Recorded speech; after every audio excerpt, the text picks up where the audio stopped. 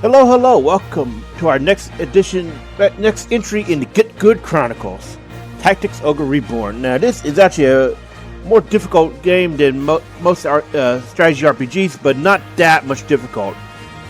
So don't worry, we'll get you through this. Now, we're going to start off, it's a clean save, but we'll be referencing an old, previous completed save that I did as a personal save. So, yeah. Tactics Ogre.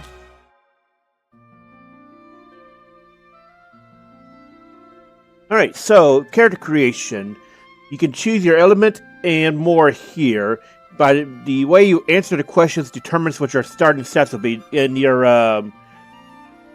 birth date does not actually matter. The only thing it changes is your order name, your default order name.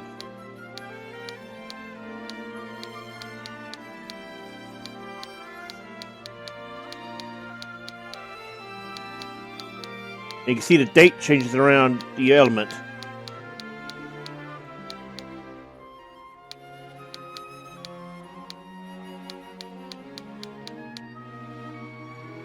Honestly, Storm Scouts sounds pretty cool. Yeah, see? Dark Scale, Seed Scale. Huh.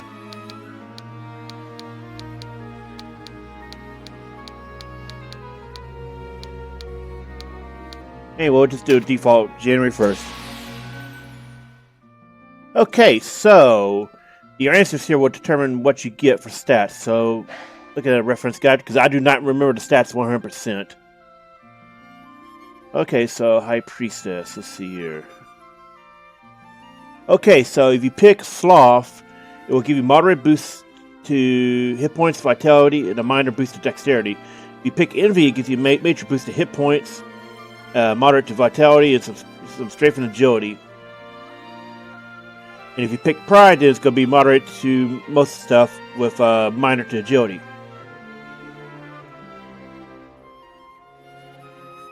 What we're going to do here is going to try to pick as much hit points as possible because damage is a bit higher in Tactics Ogre than it is, say, in Final Fantasy Tactics or other similar games. So we're going to pick Envy.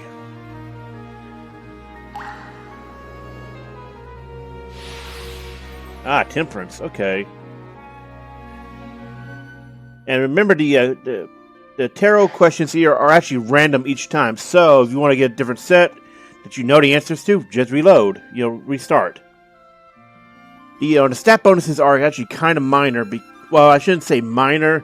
They help out a lot in the early game, but overall, due to the way hit point charms work in the coda areas, as well as the ones you get through the varying paths, the charms will actually even out the bonuses from this. So you can play towards your strengths, or you can just play towards min-max.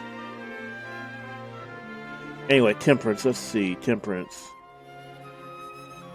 Okay, so if you pick the first one, then we get a major boost to hit points, moderate to avoidance and mind, minor to dexterity. If we pick position and honor, then it's moderate vitality, mind, minor to hit points and strength. Family Fortune will do hit points, dexterity, avoidance, agility, and mind. So we're going to pick the first option. You want to have as many hit points as you can early on because, again... Ah, the sun, okay. Okay, so let's see. Oh. Yeah, the sun... So, ability will give you major boost to hit points, moderate to mind, minor to strength and avoidance. Strength will be major hit points, minor to dexterity. In mind, moderate to dexterity and mind, minor to agility and avoidance. Grace of God will give you moderate to hit points, strength, dexterity, vitality. Minor to vitality, agility, and avoidance. So, the thing about dexterity is, even if you're not actually using a ranged weapon or a class that uses ranged weapons normally, it actually increases your overall damage. It's an interesting. If you play Dark Souls, it's the exact same concept as everything having a dexterity scaling on top of a strength scaling for melee weapons. Only it applies to all melee weapons rather than just specific ones. So it works exactly like basically build a quality.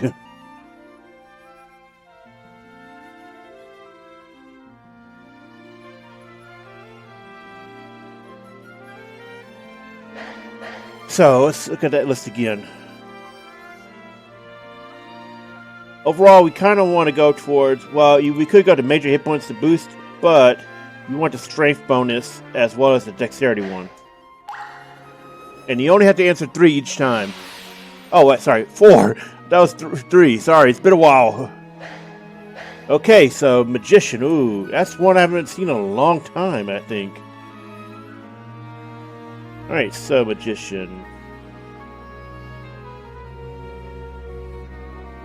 Okay, so Order and Obedience gives you moderate to intelligence, minor to hit points, dexterity, and avoidance, and mind. Concession gives you moderate hit points, strength, and agility. Minor for vitality, avoidance, and resistance. Liberty and Turmoil gives major hit points, minor to dexterity, moderate to avoidance, and mind. So out of this one, this is actually how you kind of game the system. With tarot cards, you want to decide what kind of character do you want Denam to be. Do you want him to be a magic user? Or do you want him to be a tank? Or do you want him to be like crazy DPS? And that's why you want to get a guide for the tarot questions so you can look and see what the answers are. That way you can customize your starting stats.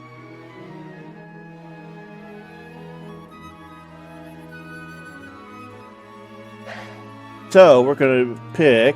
Let me check the list again. Yeah, we're going to pick Concession and Regret because it gives us hit points, strength, and agility. All good stats for Denam. And, okay, so there's 5 each time. Right, I remember now. It's been over half a year, okay? It's been about a year since we did the Let's Play as well. Anyway, so you get 5 and you have to kind of... You're basically doing RNG hoping you get the ones you're looking for. Anyway, strength. Let's see strength.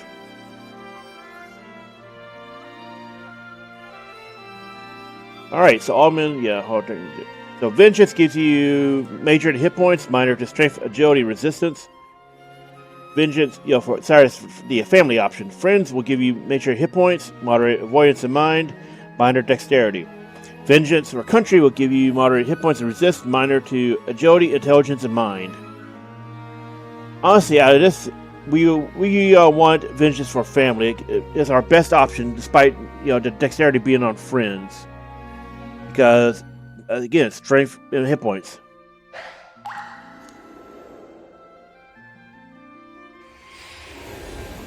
Now the elemental. So you can change your element in game. And it's the only way, elemental swaps in-game are the only way to access light and dark.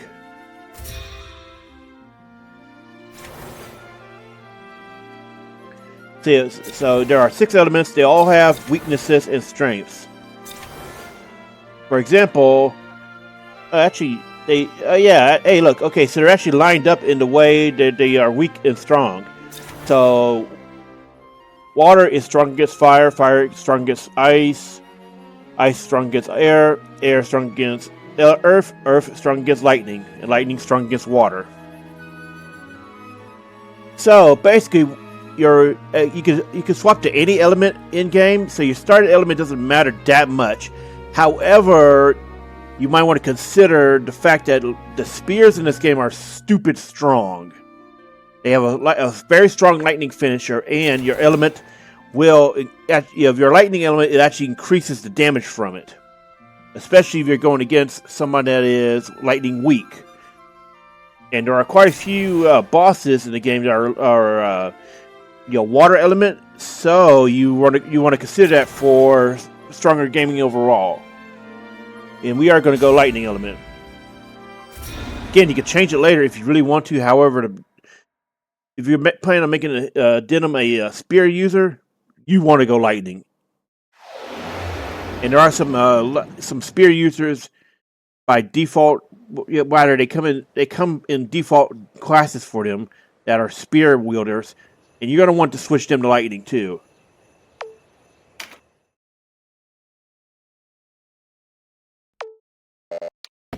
Okay. So, unfortunately, it's going to be a while before we get AI control, and I suggest, doing some AI at some point once you've gotten your character starting to be built up, because it's simply easier sometimes. Right. No.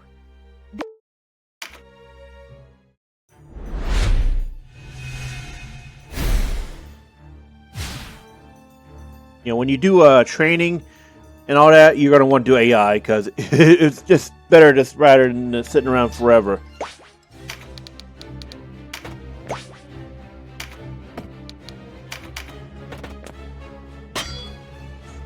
Who goes there? Vice is my... I am the Sybil Karshua. Now, decisions actually matter in the game, depending on which one you pick and what time. Mercury is actually one of the few that doesn't actually have a greater impact. So let me take a look.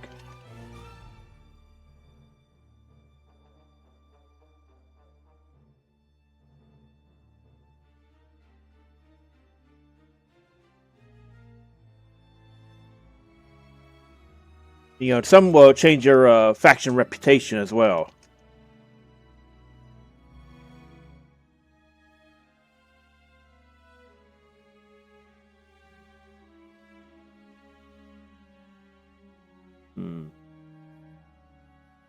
Okay, so I can't seem to find one right away. I probably should check first, but Mercury here doesn't matter.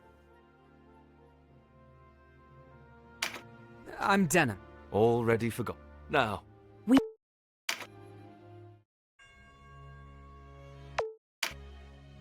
What about you, Denam? If I'm Mercury, you cannot avoid having her aid. Without your... So, guest. Okay, so guest. Let's get to the main screen first. Alright, so far as I know, Vice and Kashua's elements are random. I've seen Vice be water before, and damn, it's actually lucky here, because I've had him getting one-shotted by lightning, strong, finishers and all that. And Kashua, you're going to want to change her later on to light, when you get her as her special class.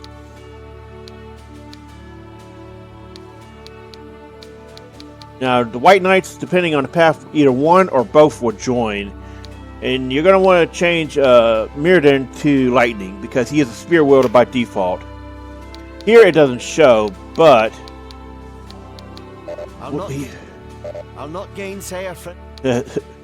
Yeah, it's, me being dumb. So, when he rejoins later, he's actually a Spear Wielder. Right now, he's in a default gear. Same with Gildus. Gildus will become a great sword user. And Canopus is going to be one of your best units, and he's also one of the first one to join. Warrent and Lancelot can be acquired after completing their quota, but that is post game. That's a very long way down, down the line. And now, depending on the path, Vice and Kashua's survival will be up to the player. Vice only lives if you go the law route, whereas Kashua, there's a decision in Chapter 4. When we get to it, we'll talk about that, but there is a decision that decides whether or not she lives or dies. And Denam's special class Lord can only be acquired if she dies. So again, we'll get that. Sorry, need water. We'll get to that in time. Now notice he starts out pretty robust. He's got almost 400 hit points, a decent strength. He's got 203 versus Lancelot being 307. Yeah, and the others being in the 200 range. So he's actually pretty good, strong starting out. Once we get more gear and everything, yeah. Huh. Something the matter? I really appreciate they put it in voice lines for this. Trust your sister and leave me be.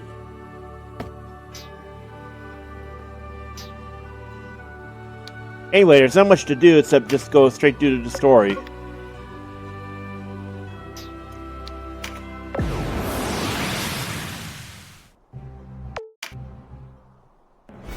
Now, since you have no units yet, you're automatically sent to the battle screen instead of the deployment screen. Now this is effectively a long, an extended tutorial. One of the winged, like Every one of the special units here will give you dialogue. Basically a tutorial. Also notice they will automatically be on autopilot. Now the thing about guests is... Let's first off control Denam first.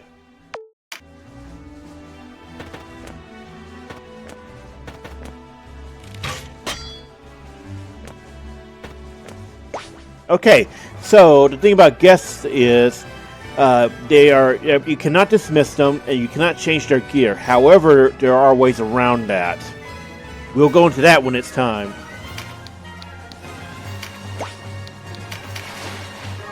And if for some reason or another they die in battle, they will actually use a shift stone to get out, which gives them an extra life.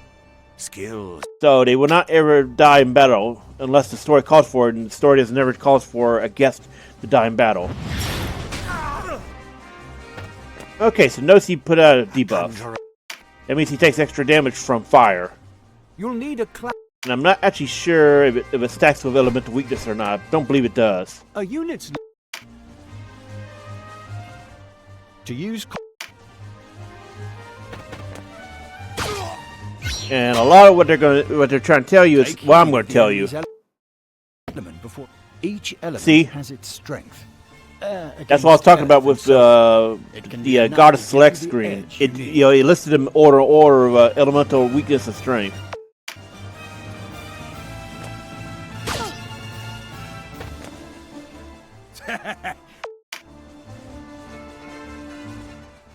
Support skills are just that. Skills that provide some passive benefit to the user. When I move, you'll...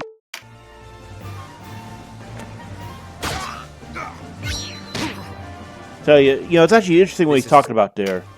If it's a Rampart Aura, that's actually a very useful skill both in the mid and late game as well as the early game, if you understand how to use it.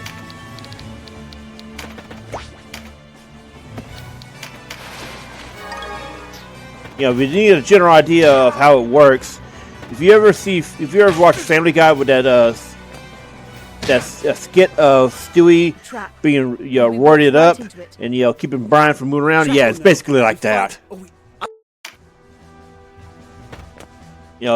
AOE is just any unit cannot go within that range of the aura, or they get forced to halt. That doesn't apply though if they have the siege ability.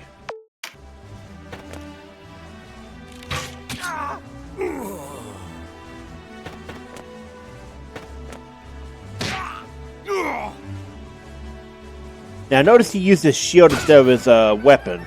There are times where you want to use a shield, in order to get the kill.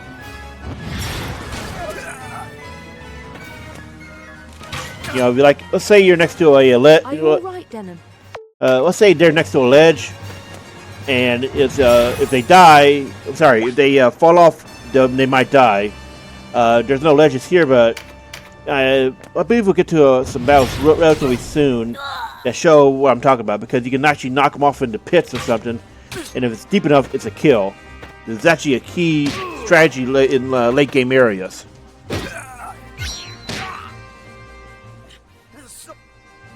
So I was talking about Shift Stone. So if a guest gets knocked to hit point critical, they will warp out with that. You do not need to give them a Shift Stone. They will have one always. Also, sometimes shields are just straight up guaranteed damage, rather than hoping you might get it with the RNG.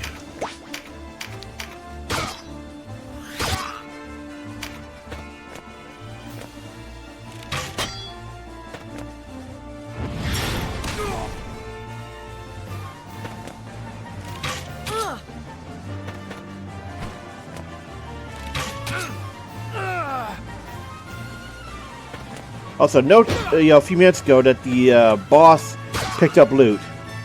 So, okay, there we go. So, if a character picks up loot, before your team can get to it and you kill that character, then you'll get that loot. And any loot on the ground that's not claimed by either a enemy unit or your units will be claimed at the end of the battle. So sometimes, it's something you want to think about.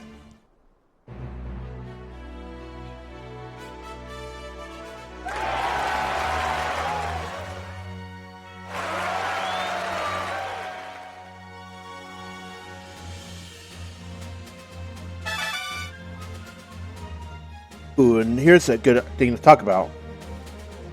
Alright, so notice the XP is split among all units who took part in the battle, and we have a level cap. See?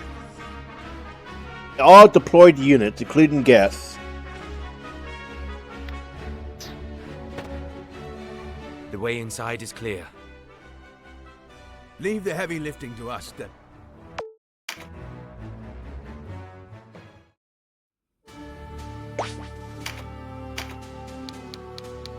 I don't think we have any optimal gear right now.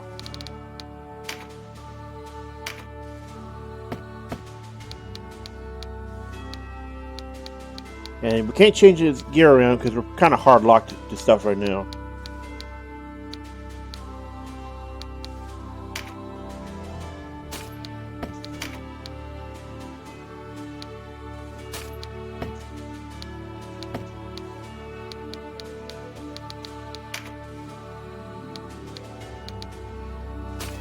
Now, this is a very strong item here, the Dynast King's Mead. So, basically, what that does is it inflicts the breach stat, which, as far as I know, is increased by 30% or 40% damage.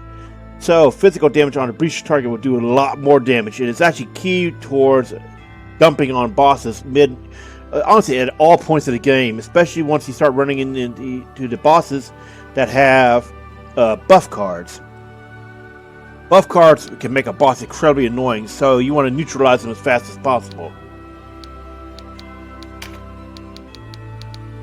The sentiment is appreciated.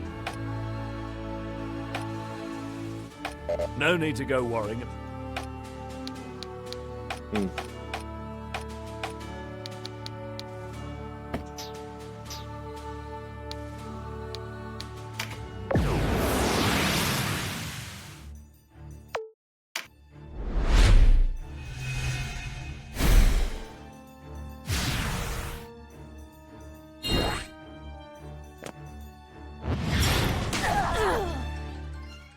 Pretty much just let them do their thing. If they get in trouble or something, they're going to shift stone out, so you don't have to worry.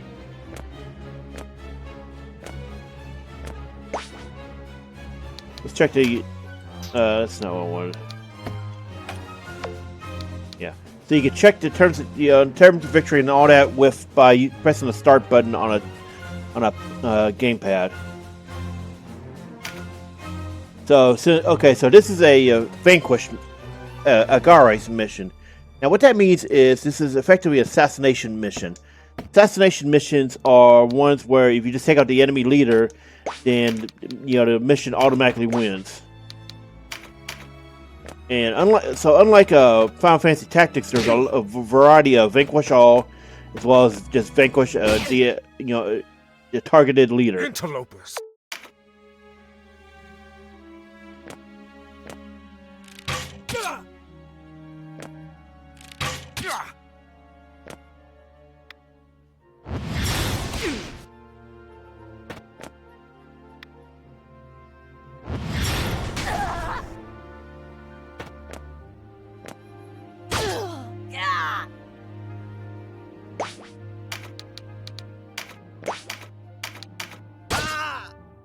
Alright, so you don't need to worry much about the AI. It's actually honestly pretty intelligent. Apparently it's much improved over the PSP port of Tactics Ogre as well as the Super Nintendo version. Well, I should say the Super Nintendo PlayStation version, since that was a port. And if I remember correctly, the PS1 version had very little different except maybe voice acting added. I don't actually know. I just know the PSP version was the big remake. And this version, Reborn, built off of that. With some more fixes, extra content, as well as quality of life changes. So we're going to go ahead and use this now to speed this up. Now you can get a we'll see the item, but there's a version that you can do for magic damage, and it's very useful if you have casters in your party.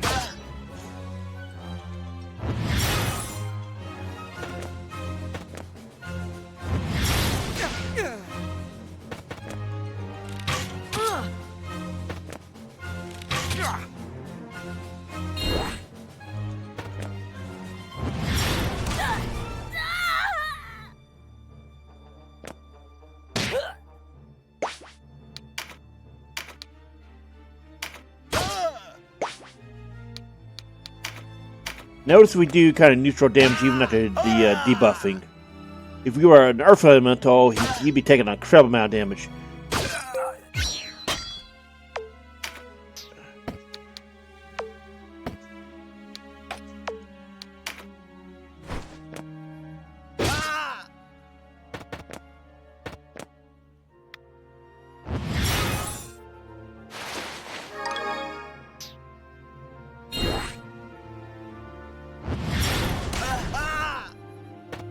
And since we got him surrounded, he has nowhere to go, which means he'll go down quick.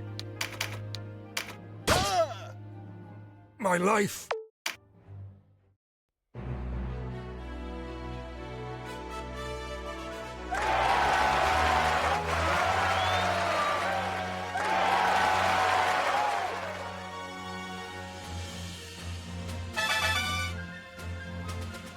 So don't worry about your guests hitting the cap or losing on XP. There are ways to get around that. Not to mention, guests will usually be capped pretty low anyway,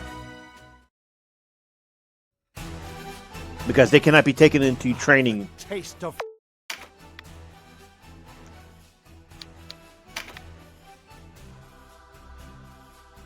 There's not much point here. You can make the order whatever you want. What do you think?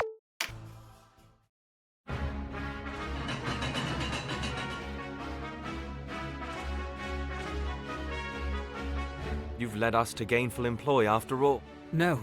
So, you're Go ahead and accept these units. They'll serve you pretty well early on.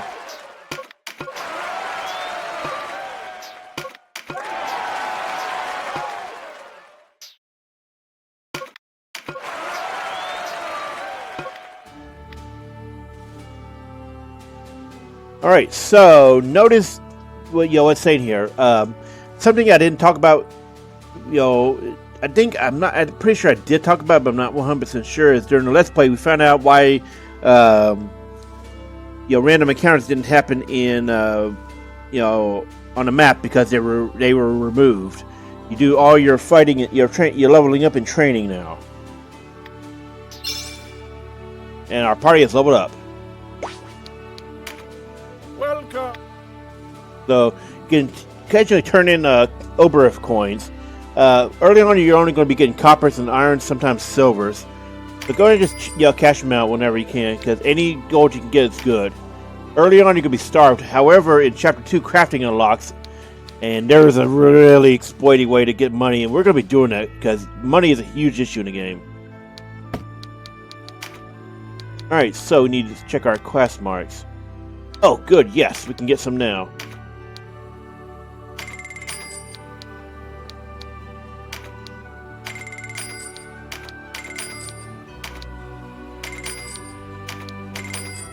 Alright, so we get 2 for now, but later on you're going to want to have a bunch, because you're going to want to have Denam go through all the classes possible. We'll go into why later.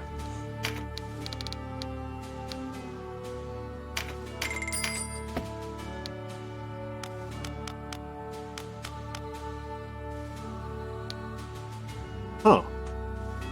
Didn't realize they had one of those around.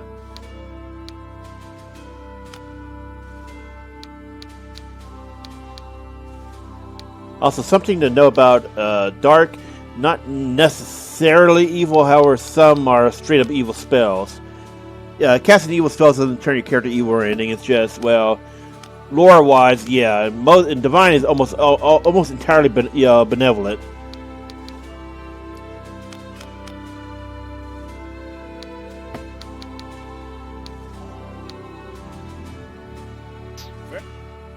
Alright, so what we're going to do here is we're going to change Denam to Rune Fencer. Where is it? And we're going to keep him in this for a very long time. Notice he takes some hits to his stats overall. However, he gets access to magic and spears. Both of which are extremely useful to have.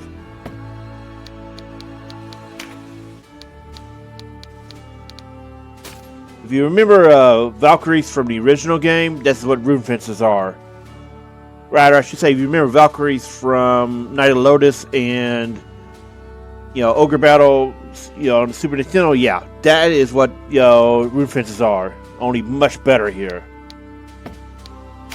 Notice our weapons have changed.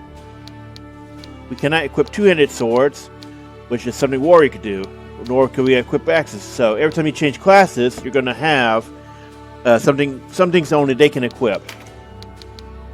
Now, for magic on rune fencers, always equip your elemental spell. You can, however, equip a heal if you have extras, and those help a lot if you're trying to do something like a no incapacitation or no death run. And believe me, I found them incredibly useful when I was doing that. There are cheesier ways to do that, though. I am not good at those.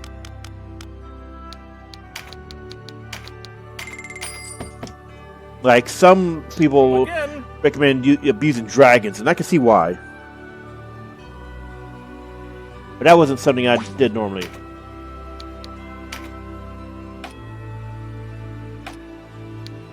You can't, I don't think you can change his class.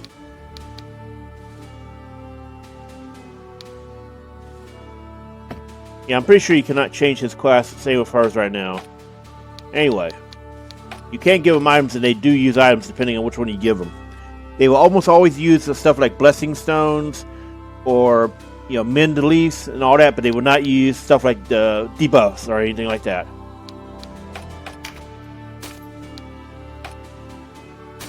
So something to consider.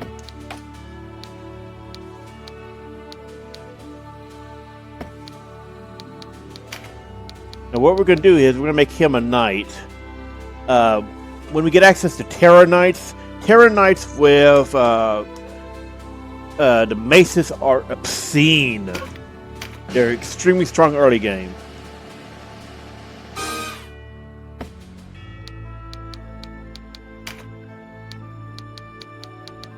I'm going to put a hammer on him now so he can start working towards it.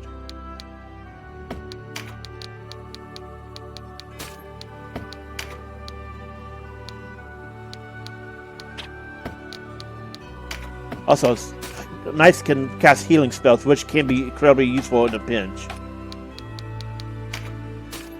They do not heal as well as a dedicated cleric, but yeah, it's something to consider.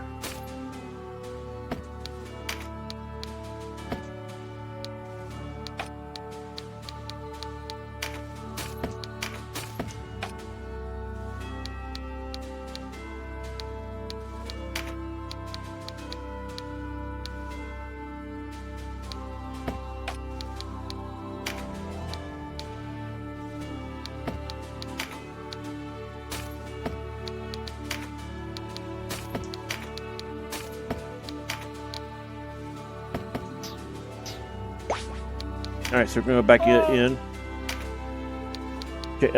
Get some more items before we go. You can get the +1s, but I would just say, use regulars for now.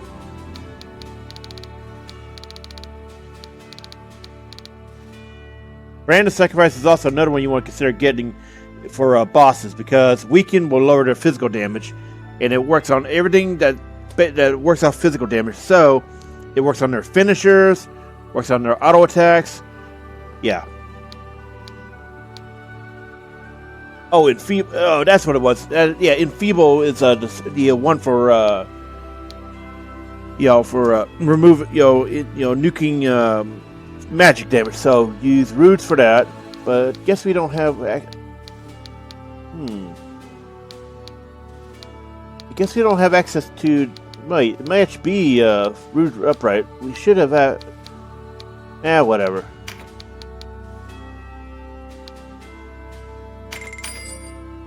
I'll have to look it up later, but I'm pretty sure it's the root that we want for debuffing, but... Actually, hang on, I'll check. There.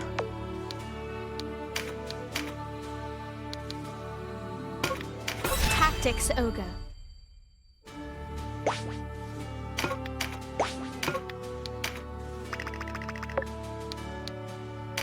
Here, let's just check this real quick. Take a look.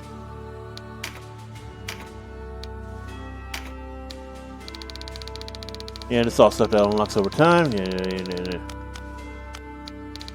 Where is it?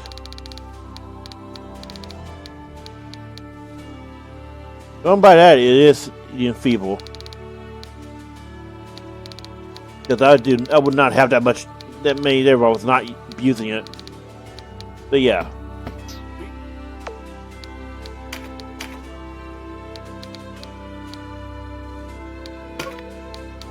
Tactics Ogre. Alright.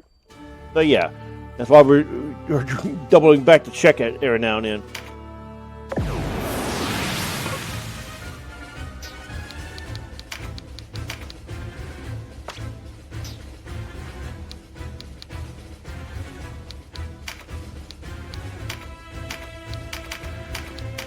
Oh crap, we forgot to give him a weapon, didn't we?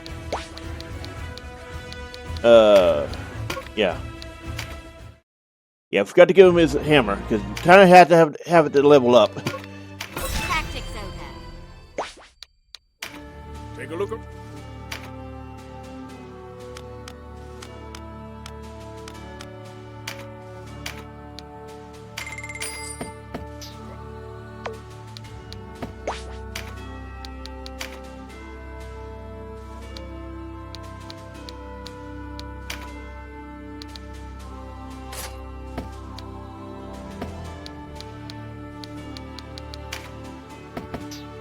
And we also want to take this opportunity to go and train real quick.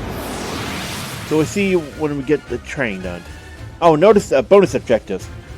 So before we go to training, I'll talk about that. Bonus objectives show up depending on the chapter as well as the battle. So it could be any kind of thing like extra items, extra spells, XP, money, or in some cases, charms. When the time comes, we'll talk about charms. So we'll see you after the training. Alright, hello, we are back. So we've done a little bit of training off screen, and we're ready to continue on. So something I forgot to point out was make sure when you switch Denam to Rune Fencer, put a spear on him. We'll also change Vice's gear around a little bit. You can modify your guest party members a bit. You cannot dismiss them. But you can modify their loadouts at this point. During the first few battles, you cannot.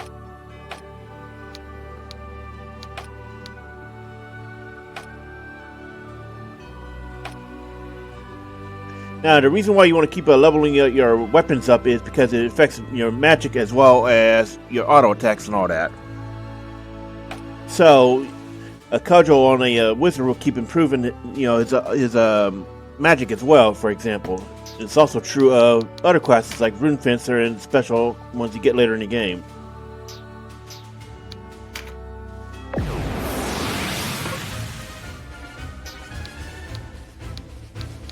And notice we are locked at 6, just because at this point we don't have more than 6 normally.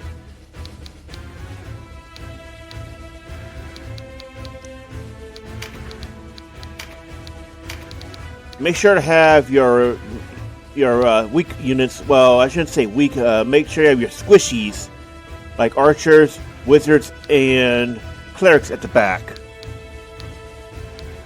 depending on what Denam is, you may want to consider him having them in the back as well. But generally speaking, he serves extremely well as a rune fencer, warrior, or other melee.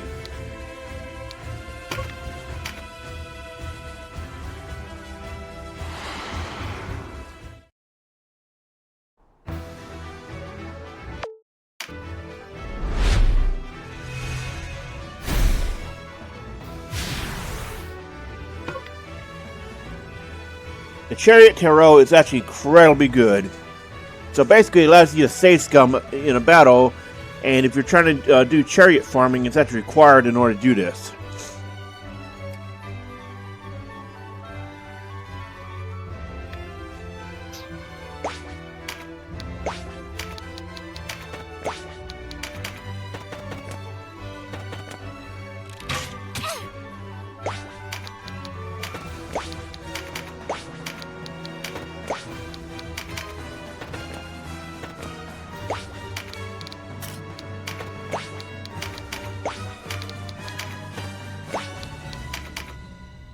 This is a Wallace.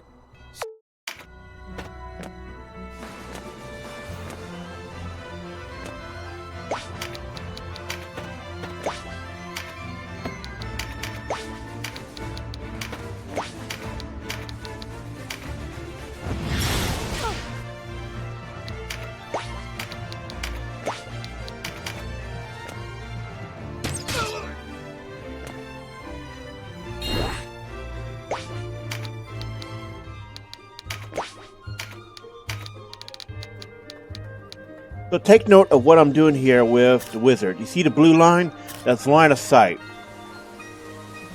Now line of sight is a thing for spells, as well as archery. And later in the game, Fusiliers. Now not all spells have line of sight, however most do. There is a special category of spells much later in the game called summons that do not obey these rules. And yeah, they're as powerful as they sound just from that alone, right?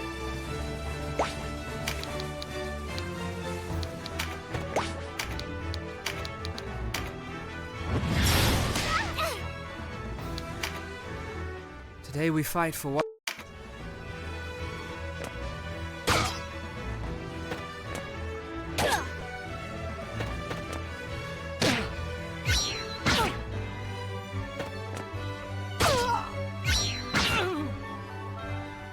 Let me tell you a thing.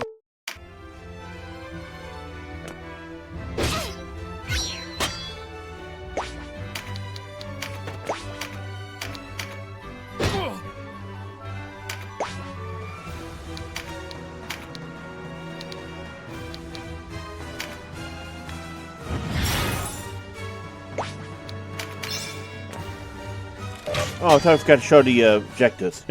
Denam. The Tynemouth Hill is basically another tutorial battle. You get 3 guests, and one of which is a very strong unit. Cleric. So it's encouraging you to bring your cleric. And you can always check the terms of victory before a battle. Sometimes it's very useful to know that, as you may have realized from the training battle.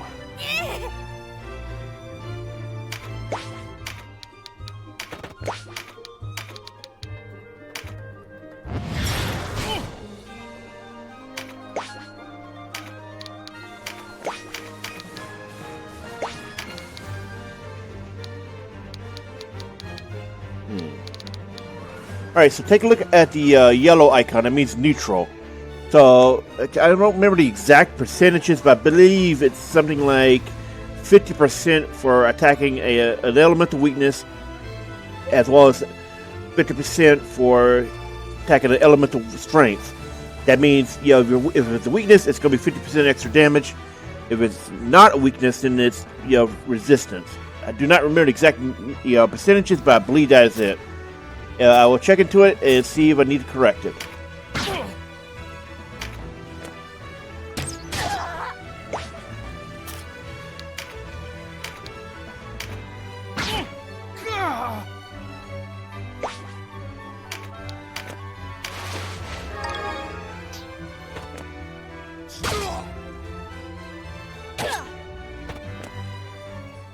one more piece. Now blue cards are spawning. These are random buff cards.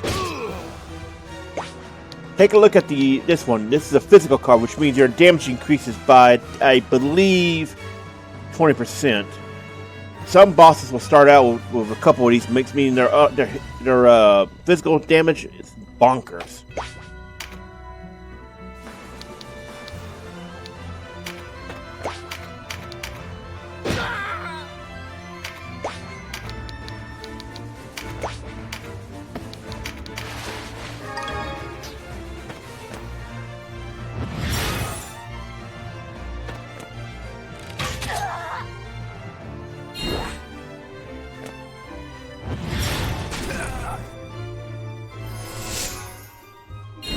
Also, something to note about... Let's see, what was I thinking about? Sorry. First off, let's finish this battle. You get rid of these guys first.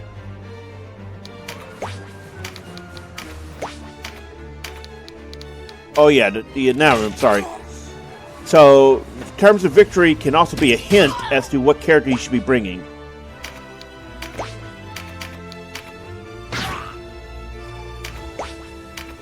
In certain mid and late game battles, as well as even early game, there's going to be random like bring X or Y.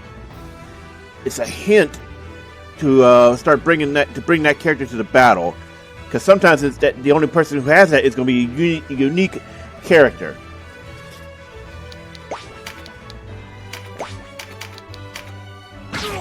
So, for example, there is in the Ozma Recruit quest. There is, a battle that says bring a Swordmaster. More than likely, at that point, the only character you have that's a Swordmaster is Hobrum, which means it's a hint to bring Hobrum.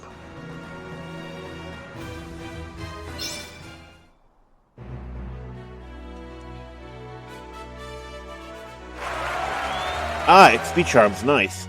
We'll go into what those mean in a moment.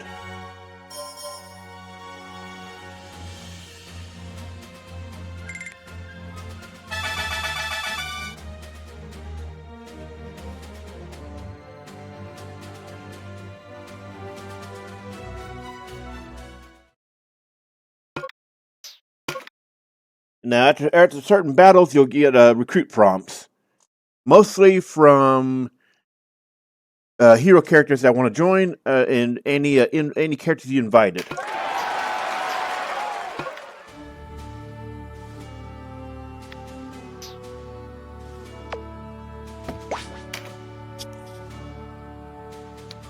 And I suggest realigning your order.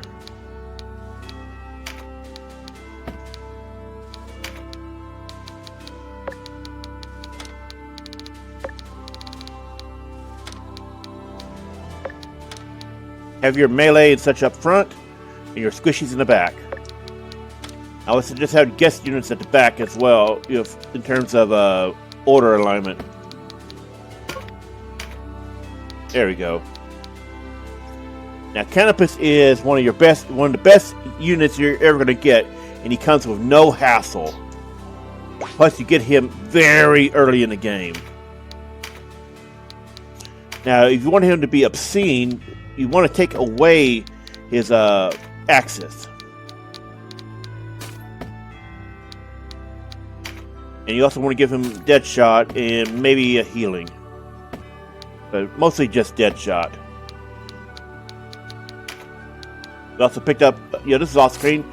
Accessories can bring up your damage a little bit, but it also can make the difference.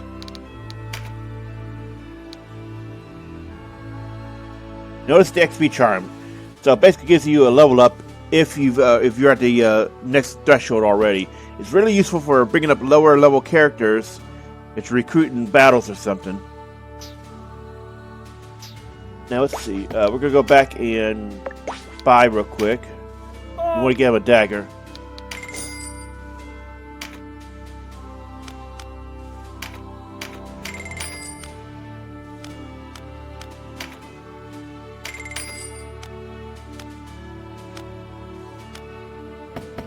We also want to pick up that greatsword because we're going to actually switch around Rice again. Sorry, not Rice. Rice again. I don't know why I said Rice.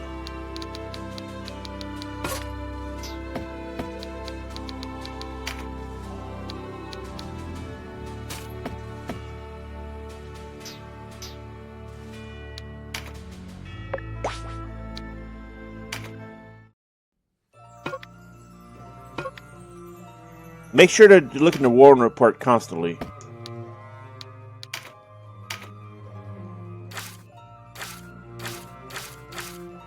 Here, that's just replaying cinematics. What you want to look at often is the talk.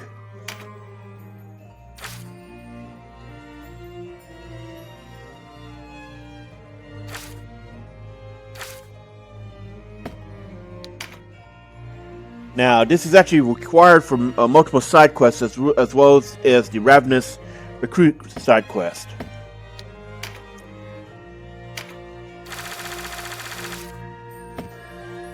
Okay, clean that out.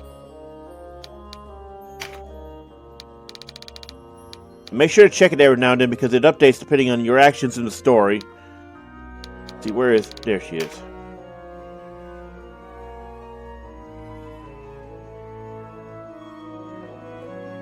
Notice what she, this is a key. This is a hint to her reaction based on the decision at the end of chapter 1.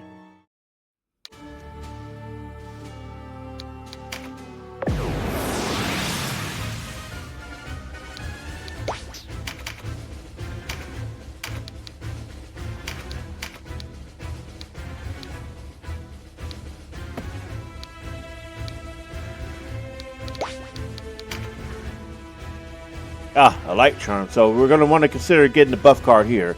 There's multiple opportunities later on for light charms, but this is the earliest you can get one. And you're going to want to use that for casual later in the game.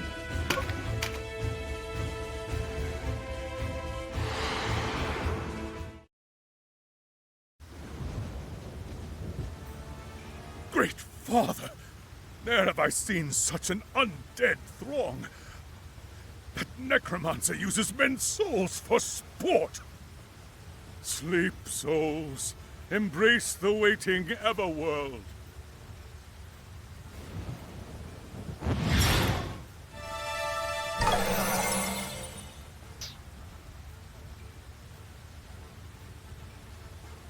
Impossible! My exorcism has failed! So I'll let this play out because I wanted to show this is actually an Easter egg to the original game. I've forgotten much in the quarter century that's passed since I last faced the undead. But listen, wait for me.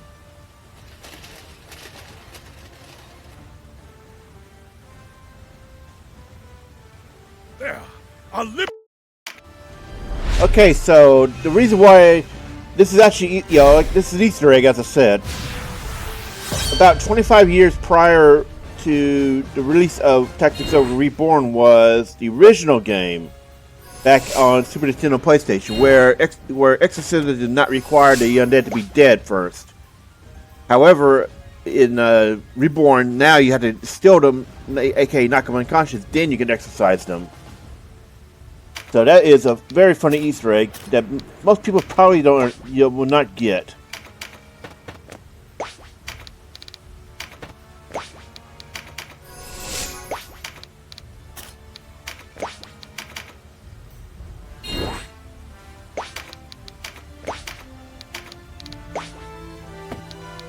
Alright, we're still not in range of anybody yet.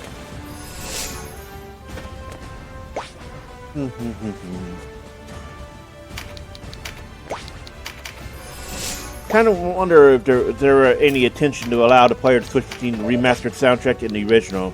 Nothing wrong with the remaster, it's just, well, some songs, might mean more to other people, right?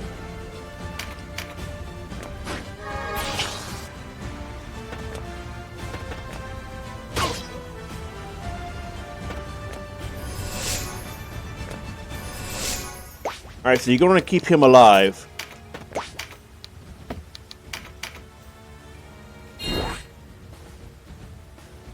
Now this battle is relatively hard for him to die in. You kind of have to ignore him in order for him to die. But, you know, sometimes RNG can screw you, so you might want to consider having, you know, a cleric near him anyway. And this is why we had Exorcism put on ahead of time, because undead are, depending on the battle, undead can be incredibly annoying or just a bad joke.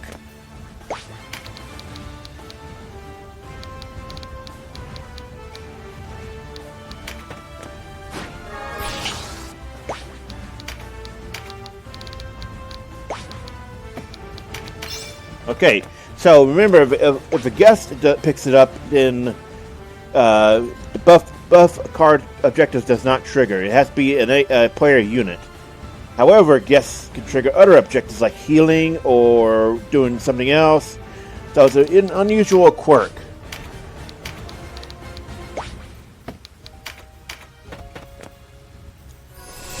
And also notice what the icons are. So look at this. Magic will increase your magic damage. Critical will increase your critical hit chance. And this will, auto skill will increase your chance for your skills to pop off. In some fights, having auto skill can be more useful than having access to magic or damage increases or yeah. Anyway, also that MP over there is the MP regen. Red will be a card that strips all buffs. You can pop it on a boss, but it's hard to do it most of the time. So do not rely on that much.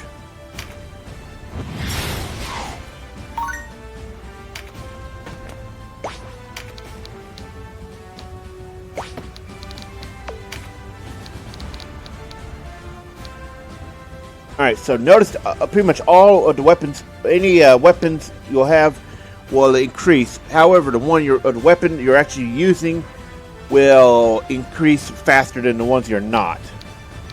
And I also didn't notice that you still had that on, so after this we gotta fix that. Be sure to pay attention to what your loadouts are. Because sometimes, yeah.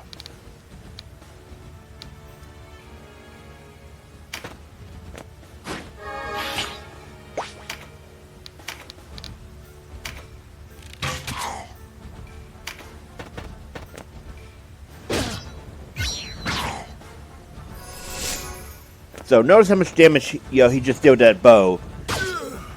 By default, archers and physical damage in general will do way more to squishies like that because they're not using heavy armor.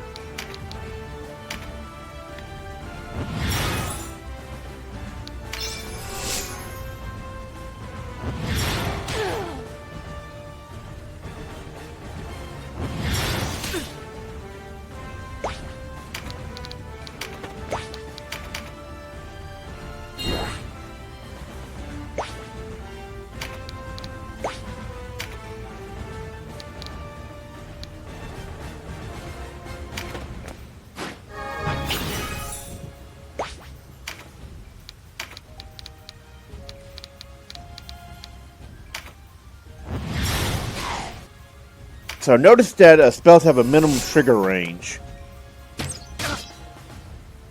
You can use the line of sight to do cheesy stuff like that. This is something that's true of Final Fantasy Tactics as well. And it's funny there too.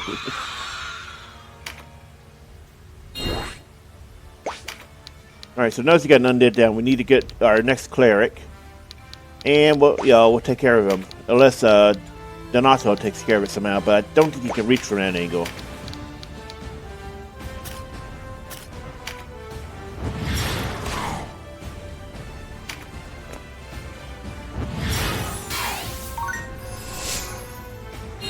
So just like Final Fantasy, healing magic will do damage to undead.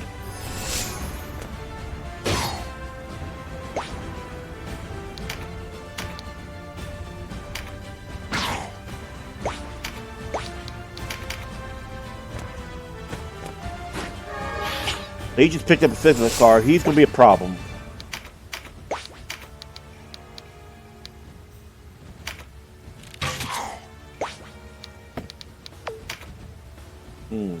That's a lot of damage for a warrior.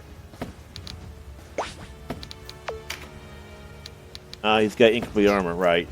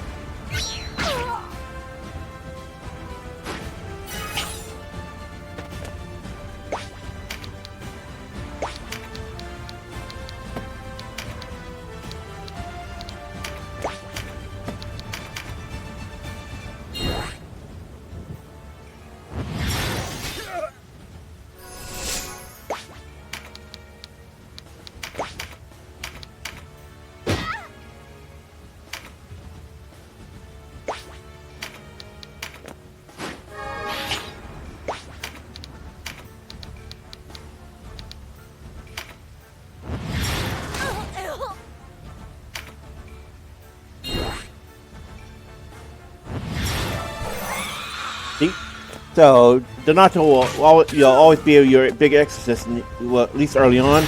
So here he's really proven his worth because if you exercise the unit, it does not come back, which can be very useful in mid and late game battles where there's a lot of undead.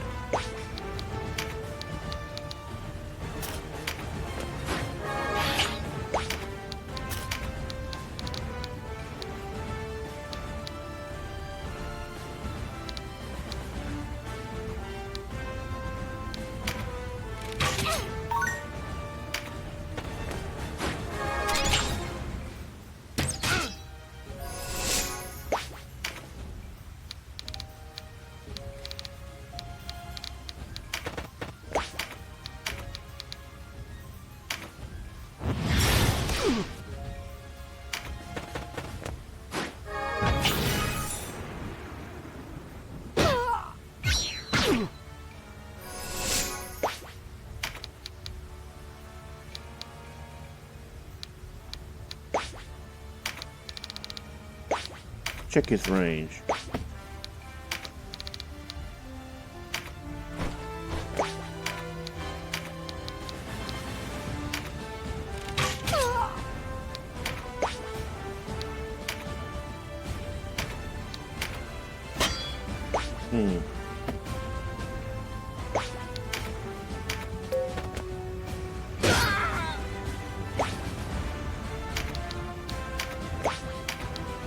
I thought about interrupting your chariot, but it's not a big deal right now.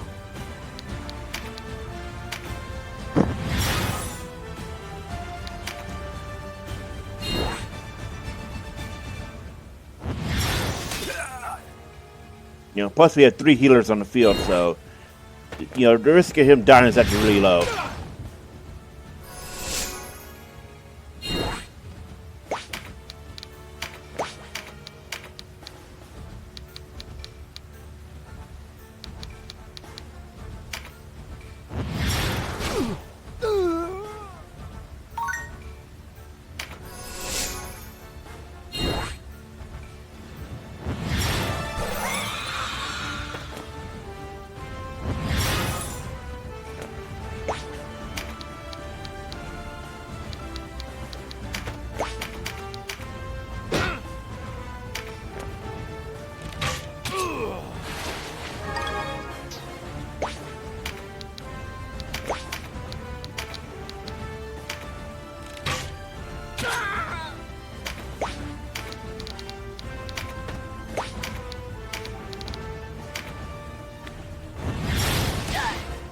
So notice she's a boss. Bosses tend to have normal resists. Rather, I shouldn't say normal.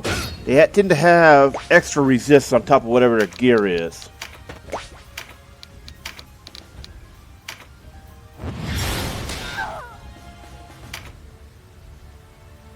And just before accounting for stuff like, buff cards.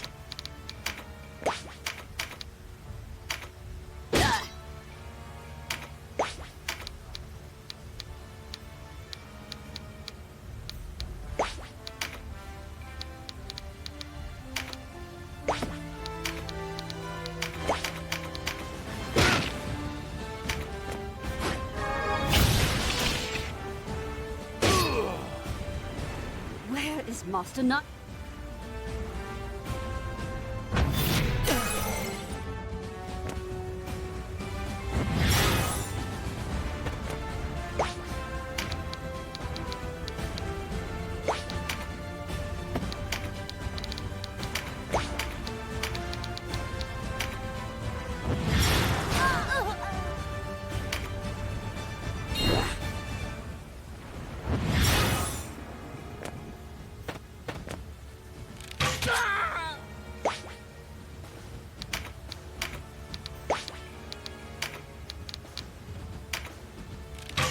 Get rid of her.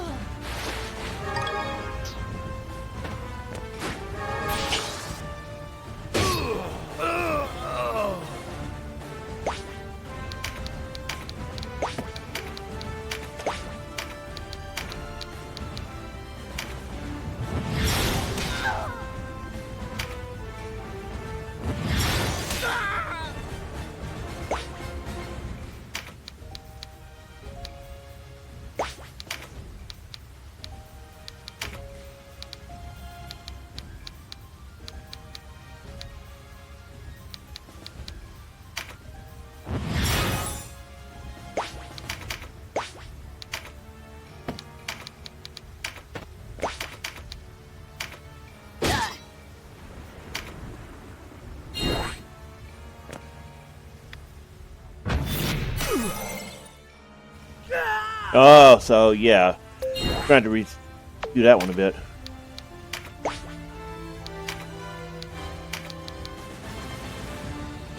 See, I didn't realize he was that low. Looks like it did just enough damage to bring him down.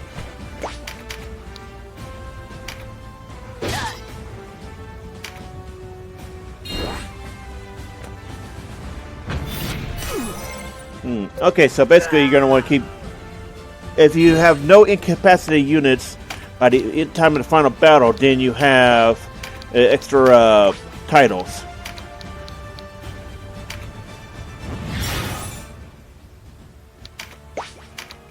And I strongly suggest just abusing Chariot whenever.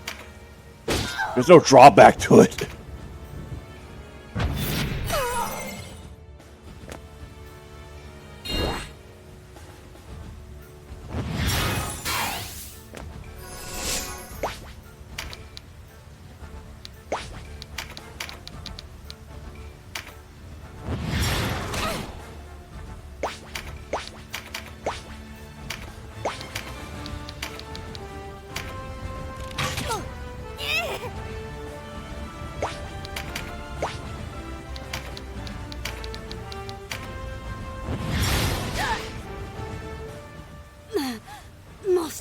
Nybeth.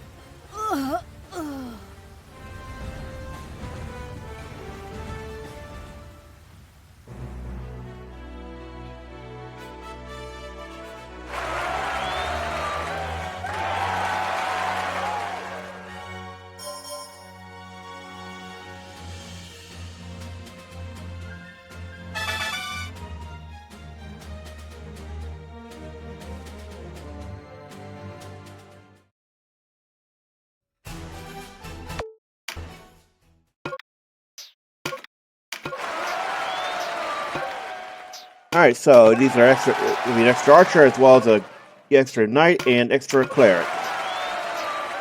At this point, I suggest replacing your cleric with him because the unique characters of a class are usually better by a little bit.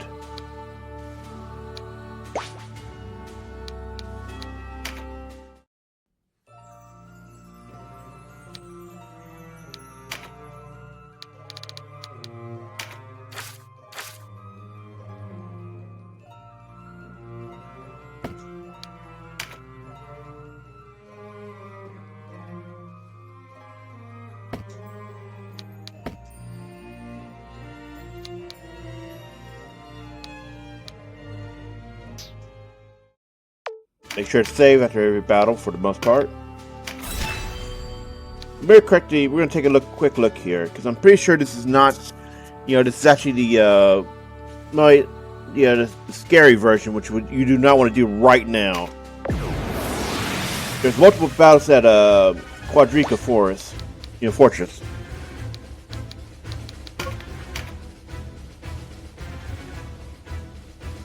Okay, yes, this is the scary one, so we're not going to do this yet, so let's just reset.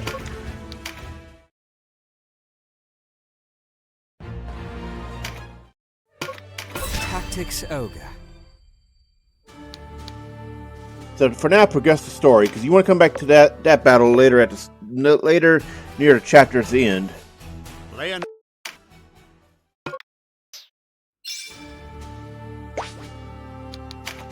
Good day.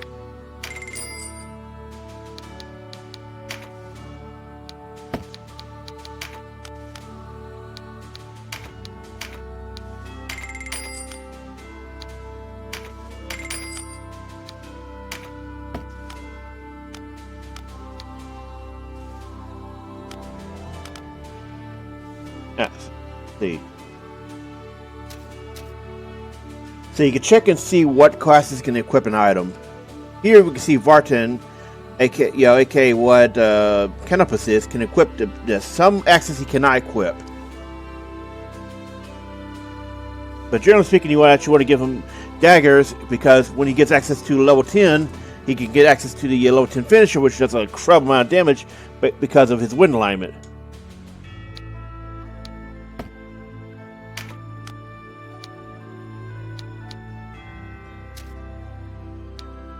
Make sure to pay attention to battle abilities as well as other bonuses, because some lower level weapons are actually better than higher level ones due to this. See, notice it increases spell range.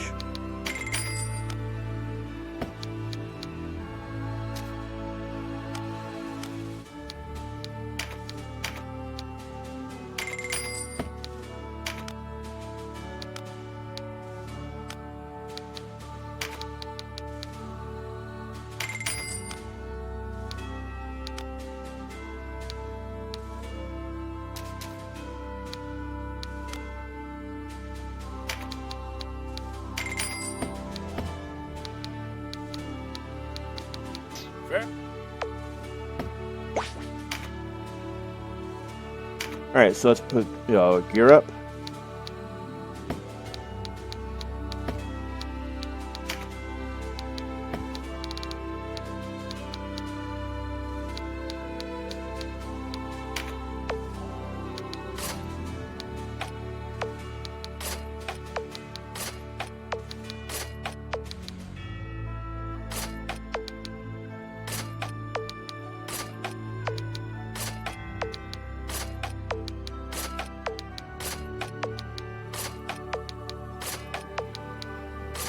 Alright, so this is useful for quickly gearing up people.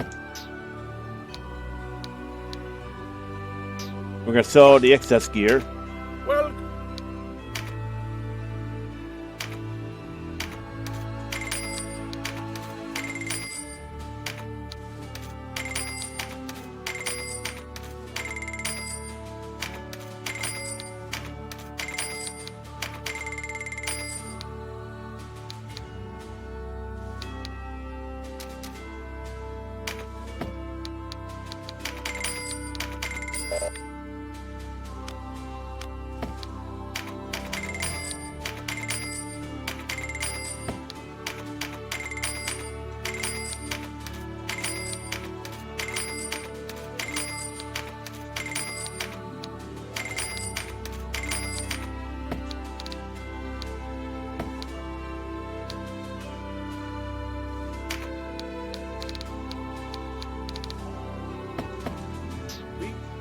Now we have more money than we started out with.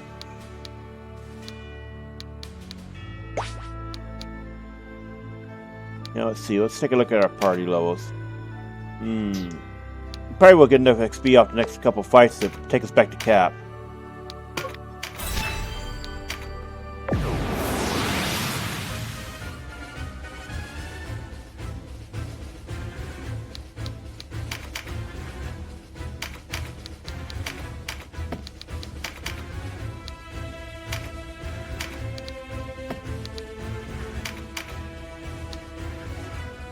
Do we really need an extra knight? Probably just keep the cleric in for now.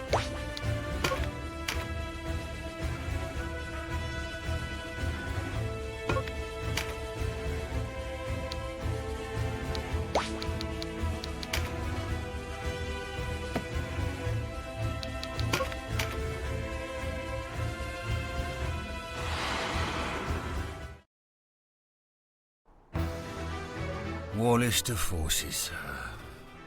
Can't catch a break, can we?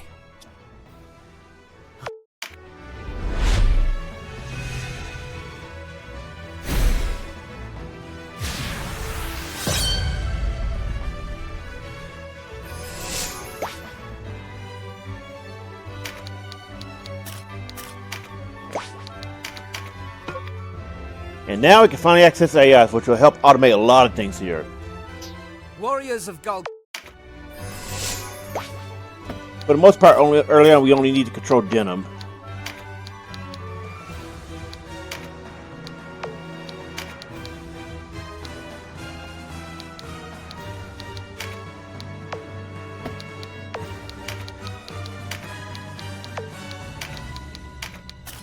So make sure to set ranged units like wizards and archers to distant striker. And your healer units to ardent mender. Should be all of them except for him. This also helps a lot with training as well.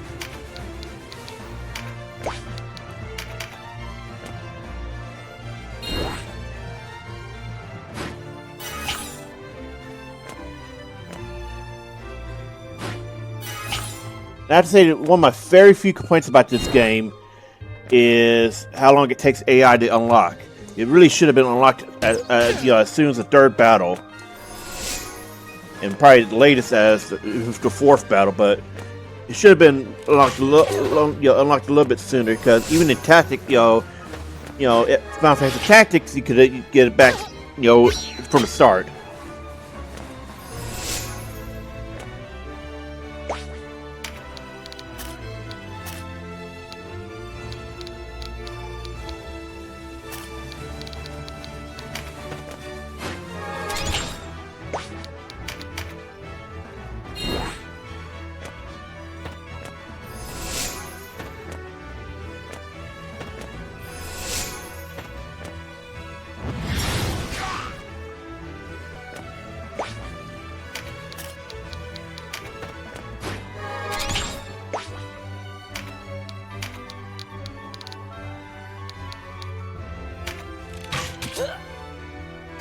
We're gonna leave Canopus not under AI for now for this battle, because we want to have him and Denam go straight for the leader.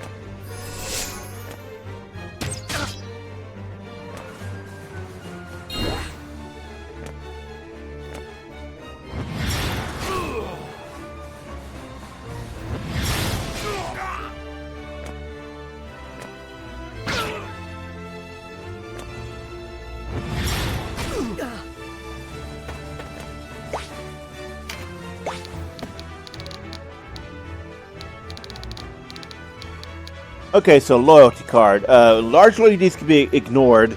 The only reason why you would want to get a loyalty card is if you have a unit with bad loyalty going into a battle. There's much easier ways to raise loyalty than these cards, so largely ignore them.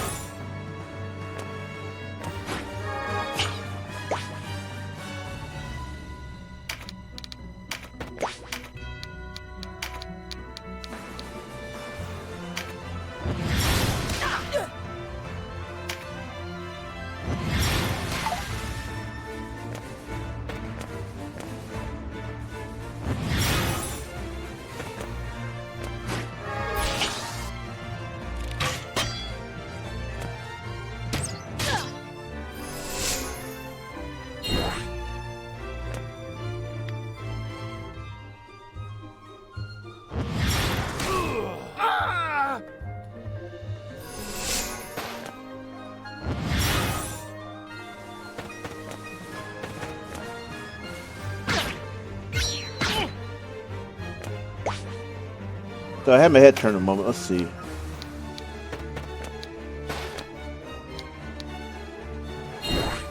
And you can see you can replay turns as well. Okay, took out the mage.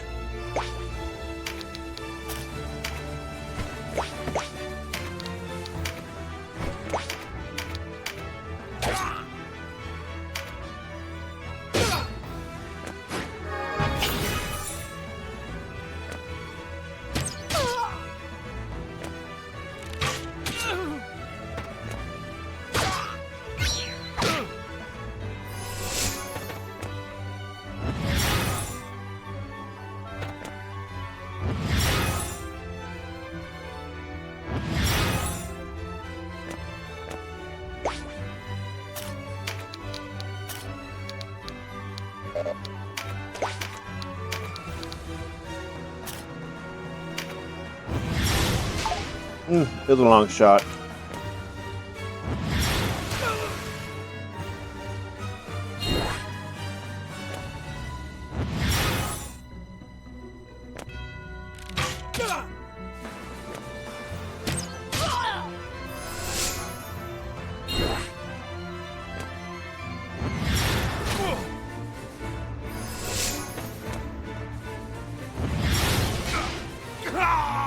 Alright, so this is one of the earliest battles where you can see clerics can be very annoying.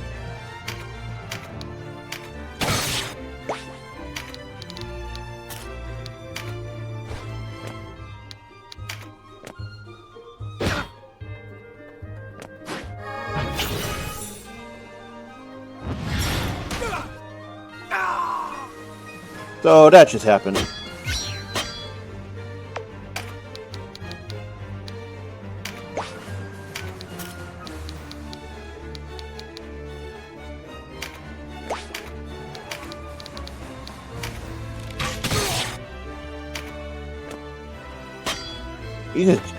That guy just chased us down.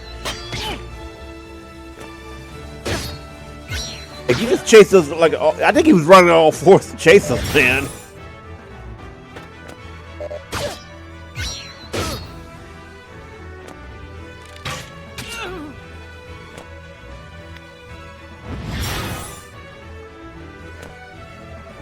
So as long as you keep him in, keep your characters in range of your clerics, which gets easier as the game goes on because of heal the spell ranges, as well as gear. Yeah, you'll have no problems.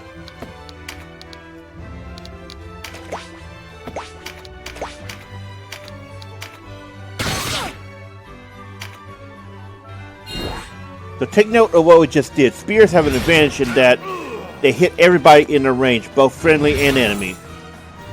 So we just hit two people at once, which means good positioning. You can do a lot of damage, per turn.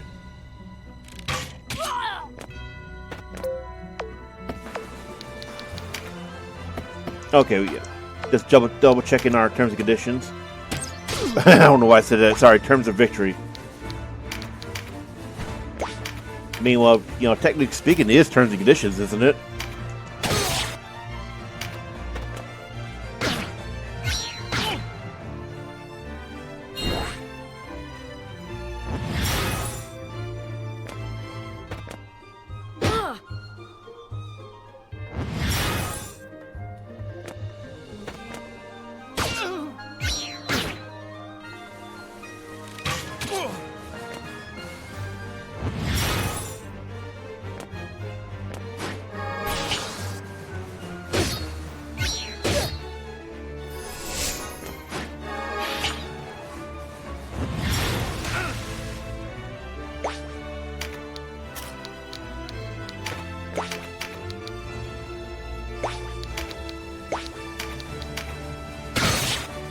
There we go.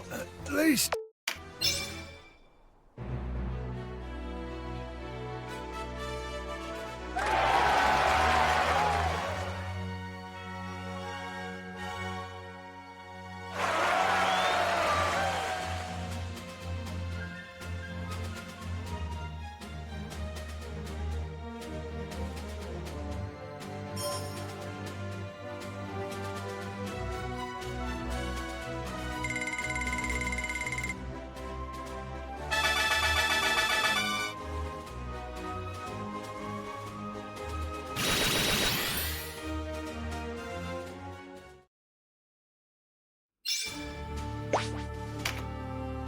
Alright, let's take a look at what we just got for her.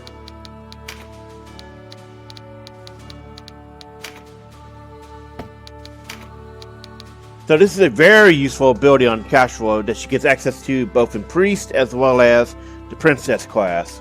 Oh yeah, spoiler by the way, that's once she gets access to it only with a certain decisions in the late game.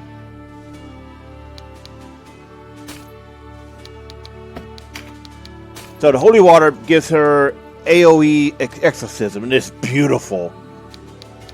Plus, it counts as a skill, so the way combat works is you end your turn after taking an action and moving, or moving and using a skill. So actually, you can use a well. Actually, no, skills don't account as free. So you can use attack, use a skill, and move in the same turn.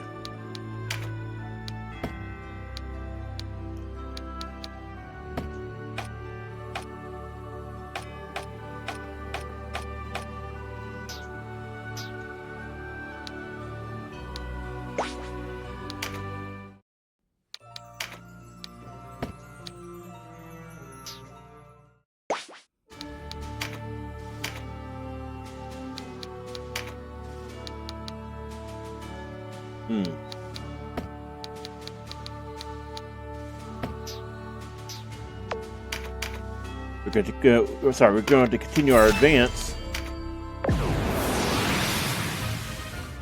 Another assassination mission.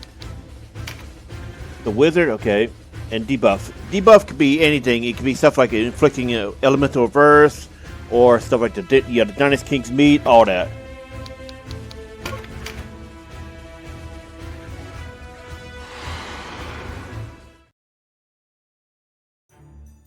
The sooner you accept the truth, the sooner this will be over. The alternative is... Who's that woman? She's not resistance. Another faction, perhaps? Now, this is something that plays into the chaos in neutral paths.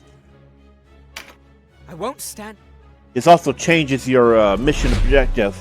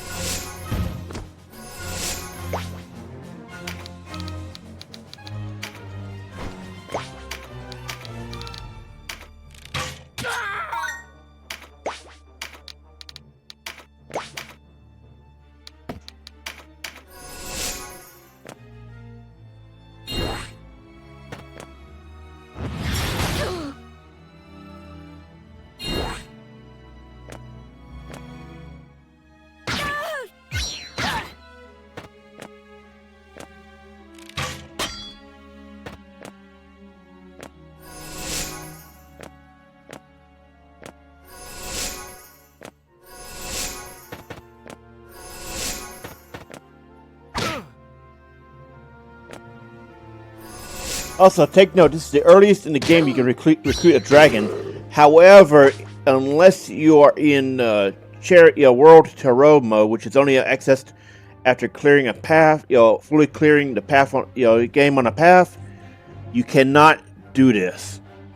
You would have to come back after getting access to World Tarot with a Beast Tamer. There are there will be more opportunities to recruit dragons later in the game, however. But this is the absolute earliest when you can access it, if you have effectively what is, World Tarot is basically New Game Plus. So basically, this is, if you're New Game Plus, this will be the earliest that you can recruit a dragon. There's going to be better opportunities later on.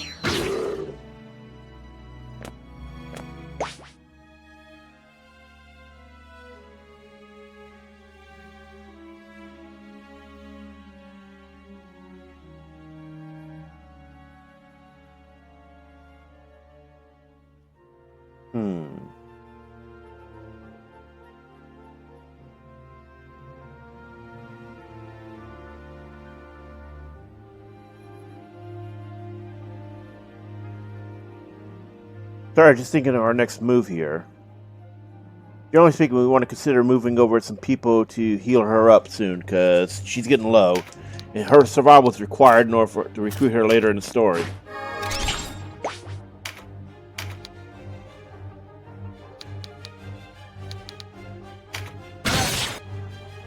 God, that was sexy.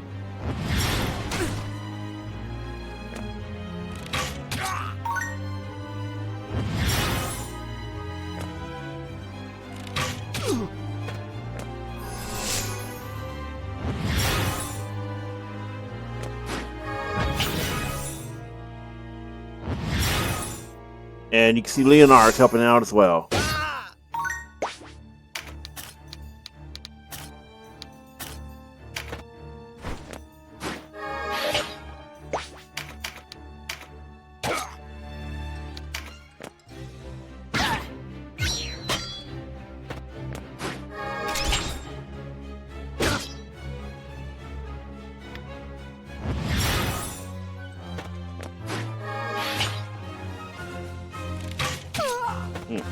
It's not going to help you, those buff cards. They won't help you.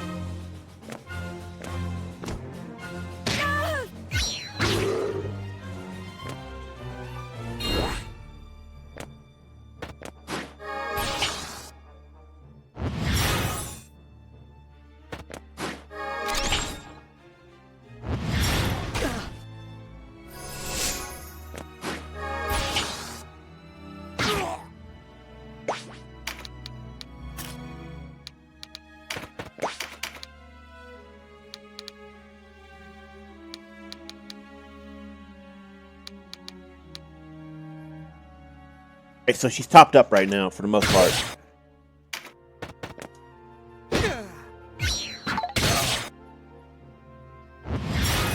Alright, so notice our target is a knight.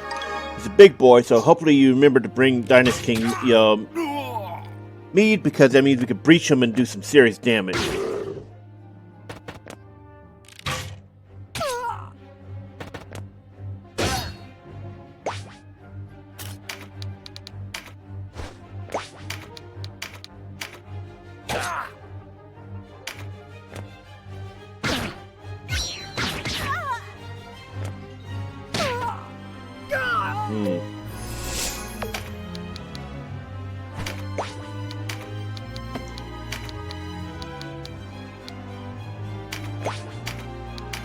How do you do so much damage to him that fast? Ah. Right.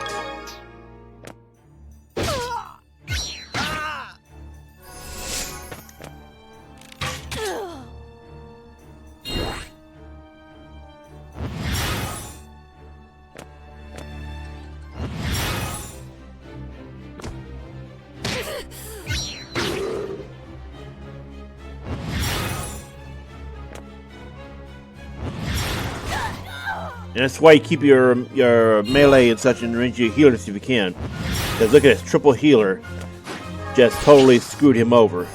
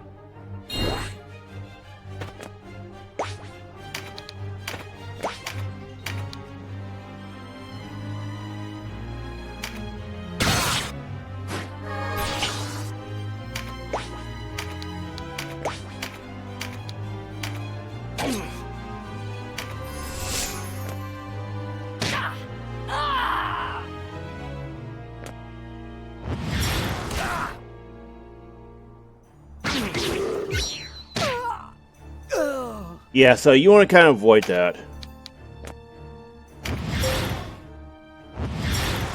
AI can be really stupid sometimes.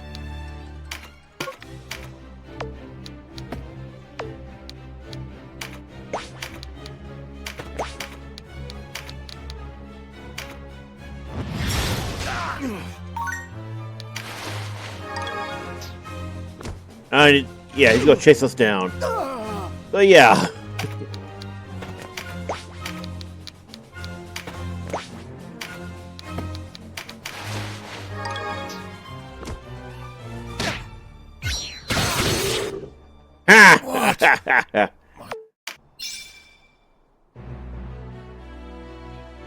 Did we miss one?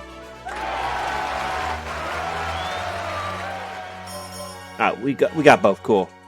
So that's why, again, use Cherry. Just abuse it, because sometimes you get screwed by random stuff.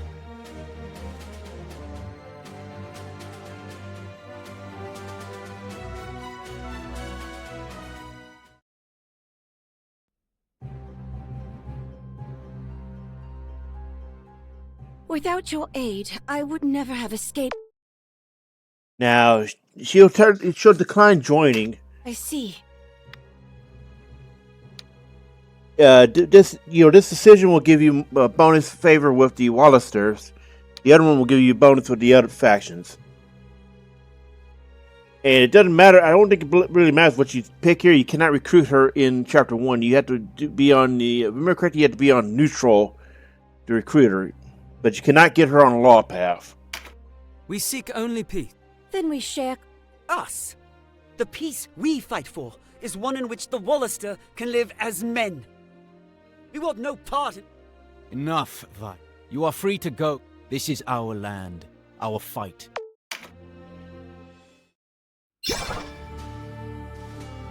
You also get a different title depending on what you pick here. We're going to go back and actually take care of this.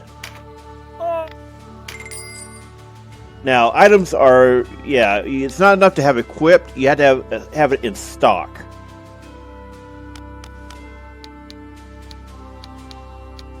Let's see. Honestly, at this point, we should just go for the +1s instead. Early on, the very basic ones get obsoleted pretty fast.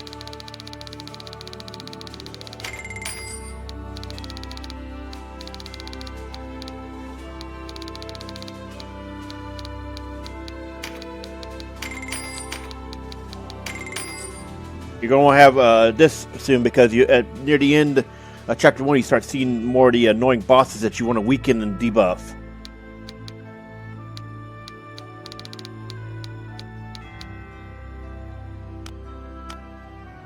You can also use a quick restock in order to get what you're missing, which will automatically take care of anybody who has items equipped.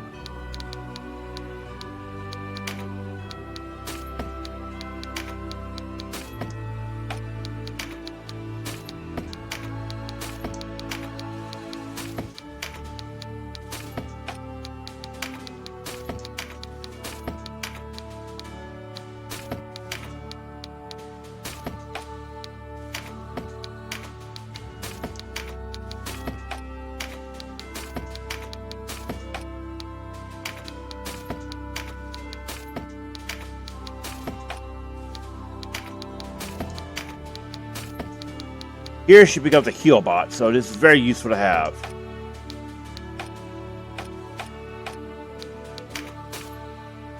You want to consider putting, blessing stones on your clerics as well because they do not get access to raise.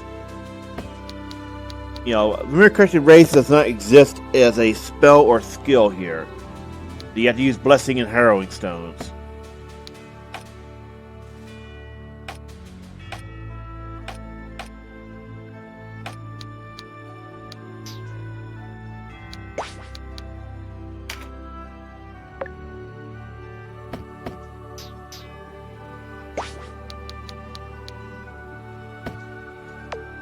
Alright, so what we're gonna do is first off save. We're gonna do off-screen capping to level 11, because level 11 is the cap for this chapter is 20. So level 11 will put us through a lot of the upcoming fights. So we'll be back after we get the training done. See you soon. All right, so we've done our off-screen leveling. Notice we are level 11. We are all AI. Don't worry about that. We're going to be switching back because we left it on due to training. Notice we've got finishers. So what is a finisher, you ask? Well, every 10 levels in a weapon skill up to level 40, including level 40, you get a finishing spell for a weapon. So spears finishers are pretty strong. The next one is a breaching one, and then the third one is why you want to make lightning, because then you get the Giga Tempest, which is a distance-based lightning spell, and it does an incredible amount of damage. Even against earth, elementals, it will still do a lot of damage to them.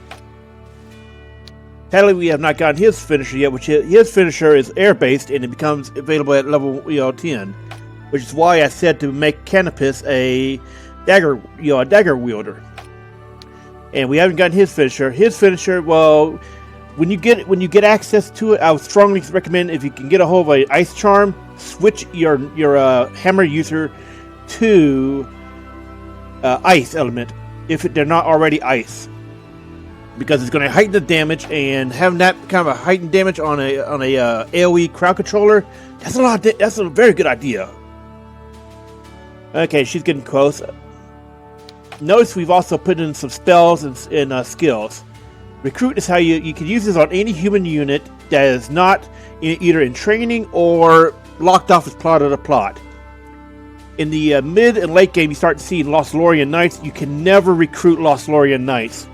The only one you can ever actually recruit is Ozma, because of a special quest. You cannot recruit the generics.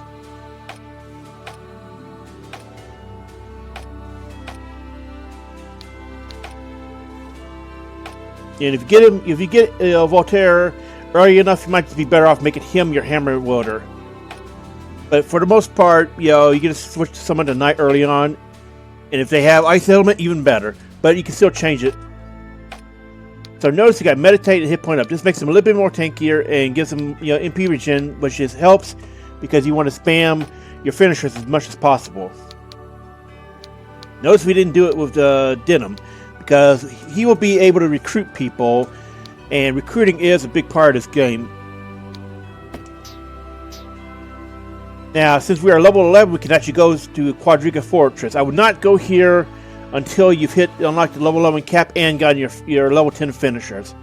Because this fight, if you try to go in at the minimum level, it can be very frustrating.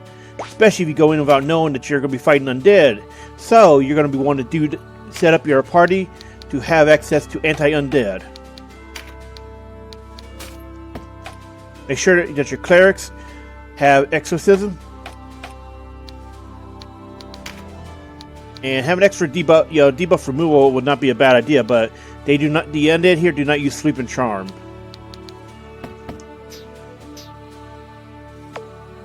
Be sure to save before you go off.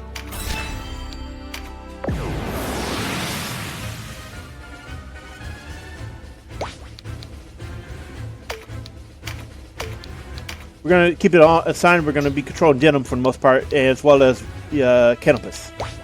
The other party members should be safe to leave on AI control. So notice that the bonus rewards here are XP and Air Charm. Since we've hit the cap on the main party, this XP will go straight to Keshua and Vice.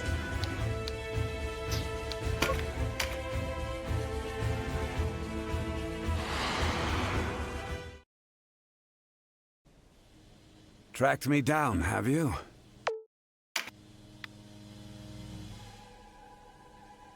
And I don't think it actually matters much what your choice here is. Just get different dialogue. I approve. Yet I must, even as I am. Denizens of the abyss. And if you're wondering why this phrase seems familiar, I summon you. It might be because you might be a Final Fantasy XIV player, and this was said by Ultima in the Ivalice raids.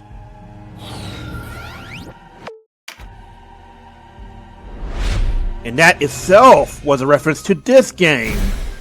So it's kind of a circular loop here. We see the reference that she makes, and that itself was a reference to Tactics Ogre. And well, it's okay if you leave the AI a little bit on for this first few turns because you're going to be getting in range. Okay, we also need to turn off his AI control. So the thing about AI control is it remembers your last setting. So if you say, you decide to put it back on AI, let's see, yeah, you can quick assign it to everybody. If you do it this way, it'll automatically go back to the last setting you used. You do not have to manually say, oh, back to Stalwart Defender or whatever.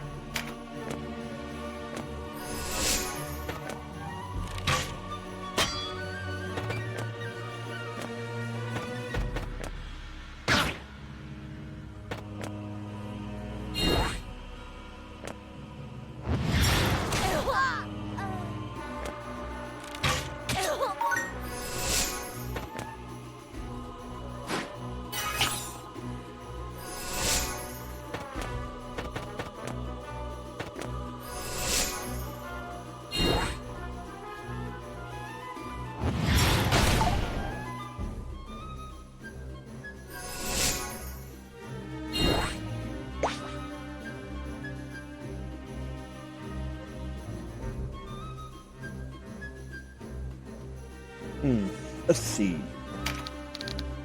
We want to get the skill up here because meditate. So that's going to allow us to get finishers off faster. And when we were not in range of spear finishers, you can use magic. Now you want to try to bum rush him as fast as you can because if you keep taking him out, he's going to keep summoning him more and more. That can actually be a valid strategy if you want to keep him busy by using summons instead of going for his damaging spells. Because he has very strong spells for this part of the game, which is why he's often left as a end of chapter boss rather than trying to take him on right away.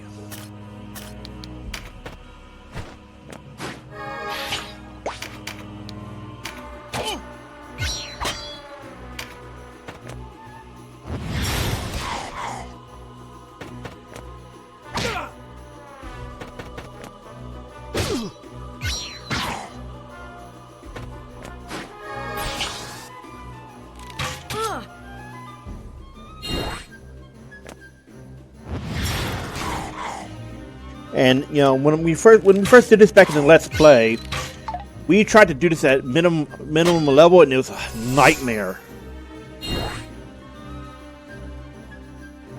It was just straight up unplayable. But we did get through after about 2 or 3 hours, and it was awful to do. And at the time, I did not understand that you were not meant to do it at as soon as it was unlocked. You were meant to do it towards the end of the chapter with access to finishers and possibly better gear.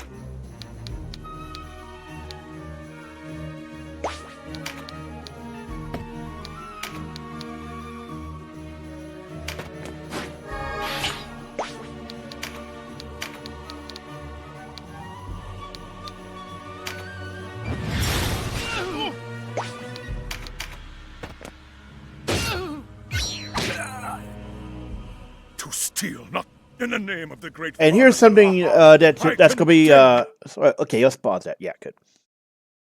So here is something important that you shouldn't be aware of. Bringing certain characters to certain battles where you get extra dialogue, and in some cases you need to do it in order to advance a storyline in order to access the recruitment storyline. Now this is actually going to be a big thing for us because at the end because in chapter 2 and 3 we need to do this on the law path in order to access the Ravness recruit storyline, and we will be recruiting her in this save because she is actually a key unit in any strategy.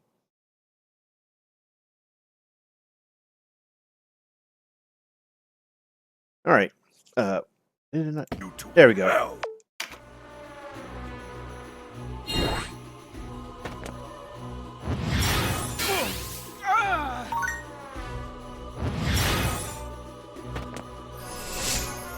Now, once she gets in range, she should be using... There it is. Exorcism. When she's close enough, she'll actually use Exorcism, her Holy Water over Exorcism.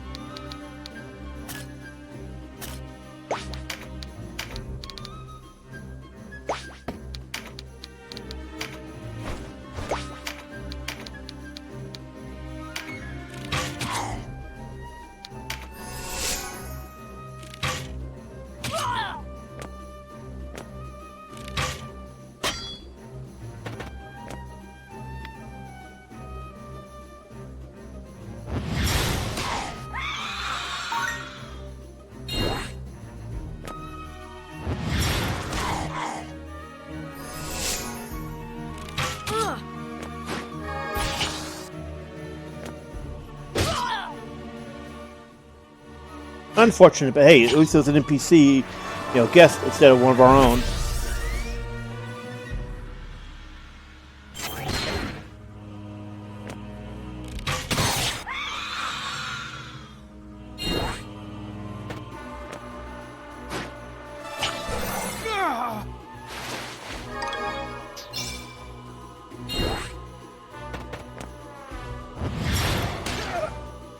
Oof. So you might want to consider bringing in Spoil Spell, which will lower his damage big time.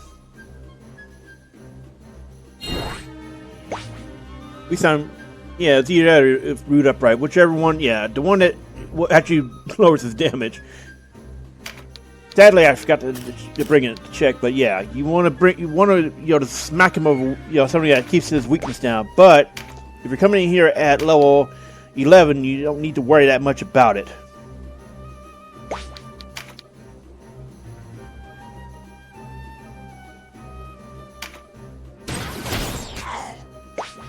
Now, that is why you want to wait until finishers. Do you see how much damage we just did?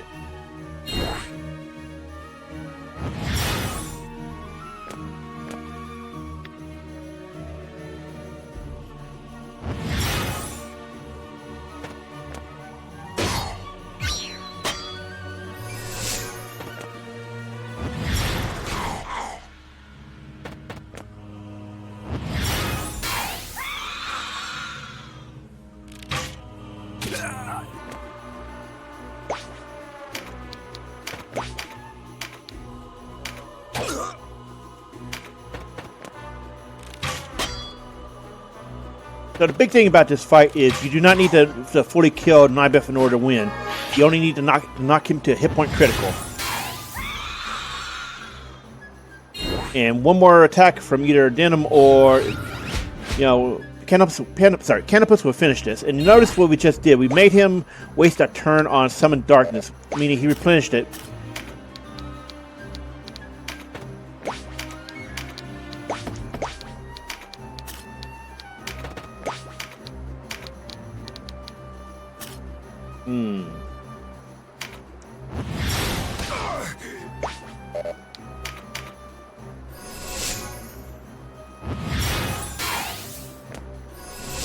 Okay, Canopus is about to get a turn.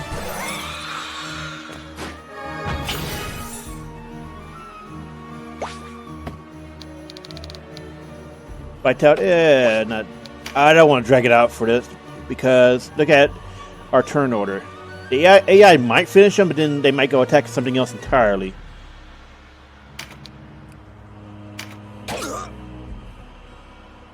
I am forced to choose, but I am afraid. Gets noped out.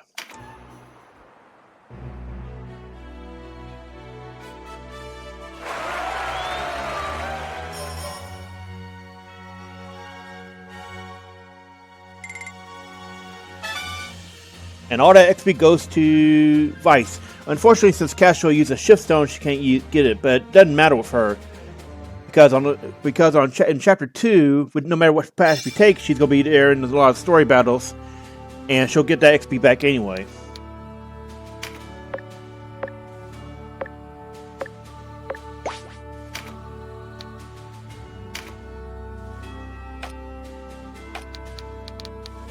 Okay, he's kind of slow on leveling right now.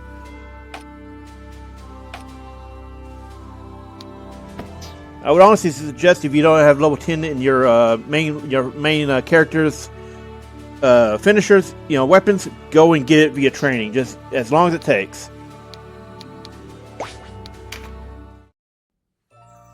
Let's see here.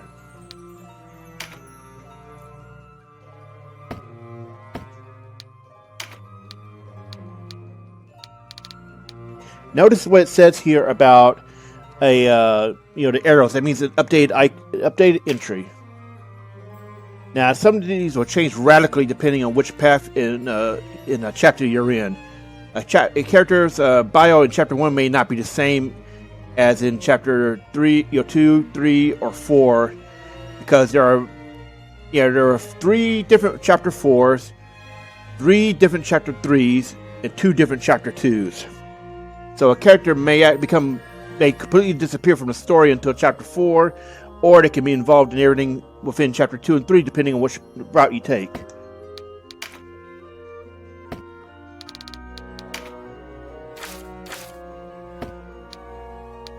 So let's go ahead and get some of these off.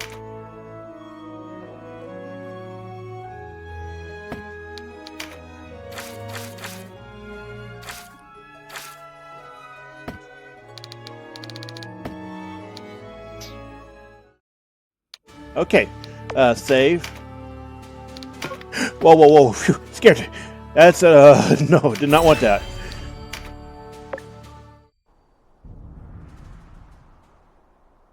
Who go? That night in Goliath. Mind your play. He's right, sister. The talk. Aye. We attacked that night on word that... False word, yes. I remember it well. As do you. So this is actually, remember correctly, it's actually the first time Lancelot meets the party, meets the elite characters in this game. So something to note about him is that is an actual player character from Night of Loadouts. I talked about this back in the Let's Play, but he is actually Alphonse Lower there. The canonical ending to that game was ending A, where he loses his eye and becomes so insanely disillusioned, he ends up serving the equivalent of the Pope. Here, he ends up leading the Dark Knights, and the last scene of him in the A ending, it shows him outside of Goliath, which means he, again, canonically becomes the Dark Knight Lancelot. I can.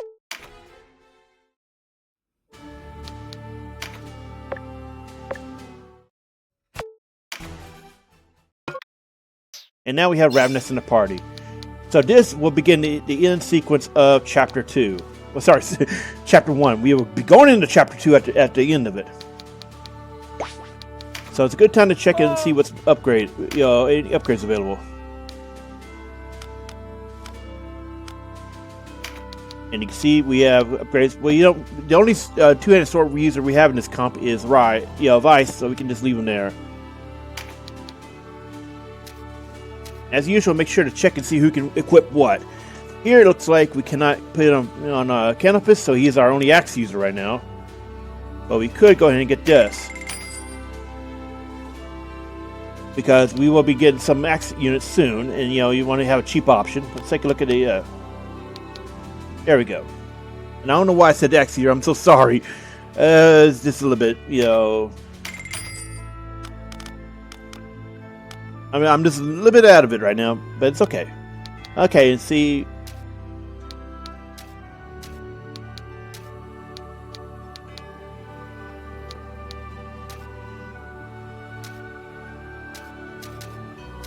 Alright, so we're going to be getting 3Ds.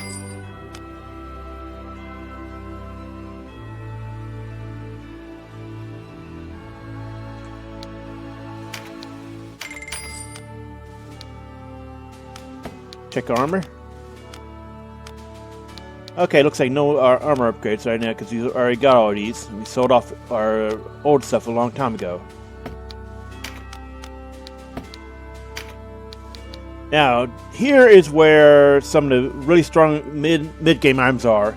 You get the Minden Seed that heals 300 hit points, which could be a full heal or almost a full heal for a very low price. 300 golf is not a big deal. Trust me, it's not. Especially if you're being wise about when you pop these. Now, however, the mending salves are these are, you can get them early, but they're actually mid and late game items, because there's going to be upgrades where you get the 50% and the 75% and then the 100%. The 100% is amazing just because there's a lot of damage late game, even in non-optional areas. And the 100% will keep your frontline alive big time. However, you do not need to worry about them too much in the early game. You don't need to worry about that. So between 150s and your healers, you should not need this much.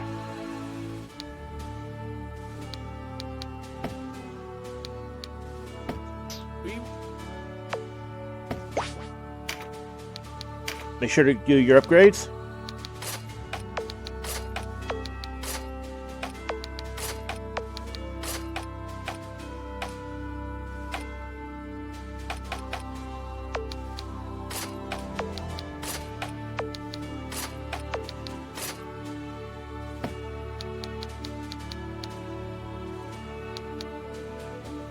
Now, note Ravness starts out as Valkyrie, and she is a guest, and she has light element. By default, she is one of the only ones in the game that starts out with a non-standard element. In this case, it's light. When you get her in the law route, you're going to want to swap her to lightning, because at that point you should be getting close to the level 30 cap, which means you get access to Giga Tempest, and she will become one of your biggest mainstays if you go down the law route first. She's by far one of the most powerful units in the game. If you put her in her special job, you're going to hear me saying job and class because it's the same thing. And this game did eventually inspire Final Fantasy Tactics, which use the jobs. And note her available jobs. This includes stuff that this only includes things we've had in the party at one point, or we can reasonably unlock. So you see, we have already the marks for these because we picked up Berserker marks from kills, and we bought the rest. We can actually change to Beast Tamer. But notice that she has access to White Knight. This is something that we get marks for as part of the story in Chapter 3, if I remember right. In Chapter 3, on all routes, you should be getting White Knight marks. Notice her stats. This is the level 7 upgrade. When you get her back and you get the marks later on, you can see a huge increase in stats. So this is why so many people make her a White Knight. She is a powerful White Knight. She's considered the best to take the White Knight job. There is technically one better, but that character is better off in her special job.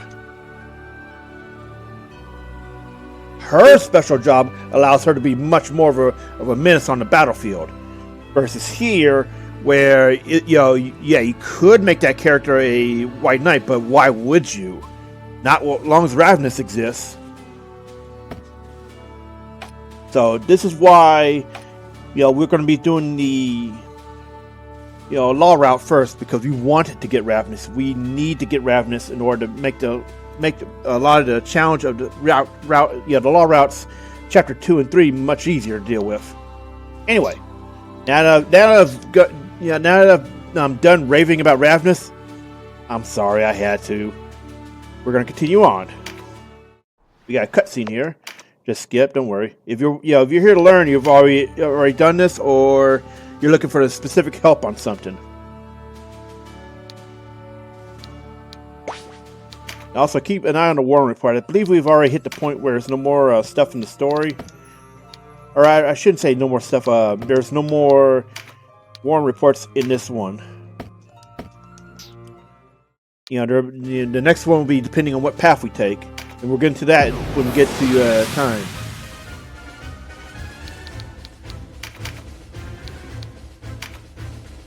I would suggest putting the the knight in because they're going to be behind in levels, or you're going to say nah, move them because you don't need to deploy every single one of the slots you get. That does, however, become more of an issue mid and late game because you're going to want to keep as many of your units on the field, and there are certain battles that can be cheesed by not having many people on the field. Once again, keep your AI going. I prefer to control Canopus and Denam, but you can set it up to the way you like. Wallister. Because the way you like it should be taking priority over what I'm saying here. I am only here to show you how I play it and strategies that should be workable for most playstyles. And do not ever feel discouraged if someone expresses disdain for not playing the way they do. The beauty of these games is that you can play any way you want as long as you follow certain concepts.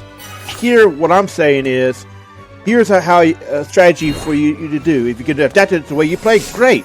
That's awesome. If you can't, then that's okay too. You just got to find a strategy that works with your playstyle. Will never ever call anybody garbage for not playing the same way I do. A lot of games in general are you need to find a way that works for you.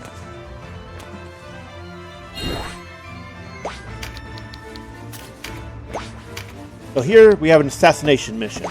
Oh, and I forgot to check our victory terms. Okay, so recruit skill, Earth Charm, as well as from. Okay, so here's something interesting about accuracy. In Reborn, every attack is 100% unless you have certain things. Almost every single attack is going to be 100%. So that is an easy objective to get if it ever comes up. You have to actively debuff people in order to get miss percentages because for some reason or another, it's weird. I know. See, 100%. See, where is? Okay, buff card. We may try to get the MP restore or the skill boost up. And I think we can instead look at the physical up one. See, 100%. So any attack counts. It doesn't. It could be a skill. It could be a spell. It could be an auto attack. Yeah.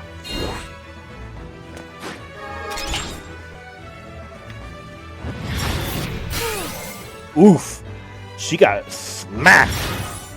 But we got healers right next to her.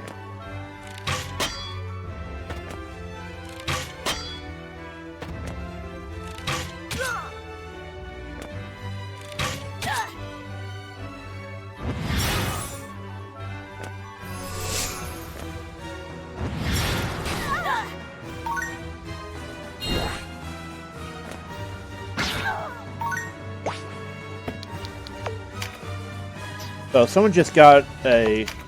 okay. So this is an interesting one. It does a lot of damage, but I think it was, remember correctly, it was the level 3. No, wait, it has to be level 2 one that's more consistent on damage. Some of the cudgel ones are like, they sound crazy, but they're not. And cudgels finishers in general are just strange. I've seen some miracle saves from them, but do not rely on them much. Oof! That hurt. That hurt me.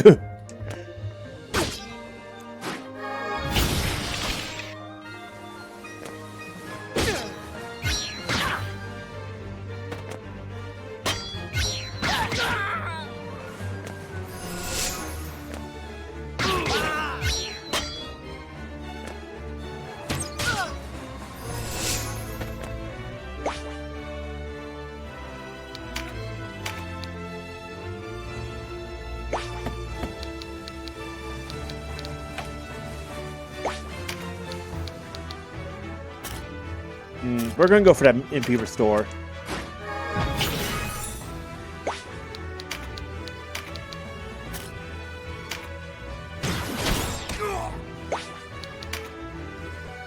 So remember what I said before about skills giving you effectively 3 actions?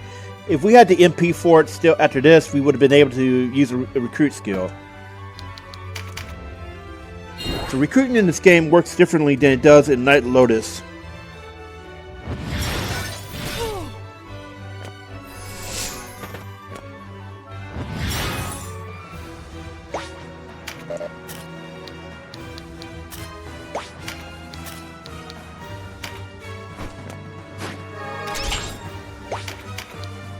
Okay, sorry, I was concentrating for a moment. Ooh, go, dude, you see that damage?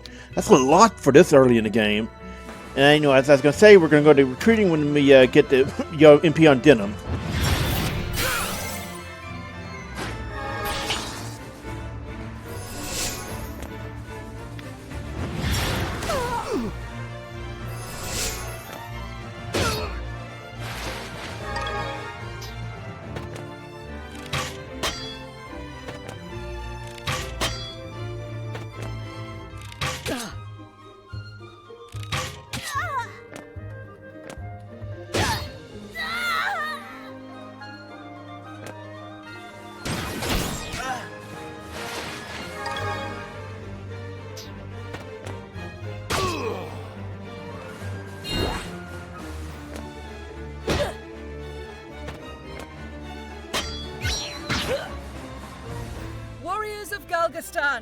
By the light!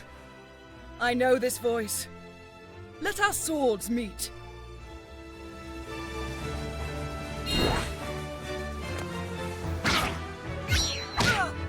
Okay, so if we can get a turn with Denam, we can try to recruit him.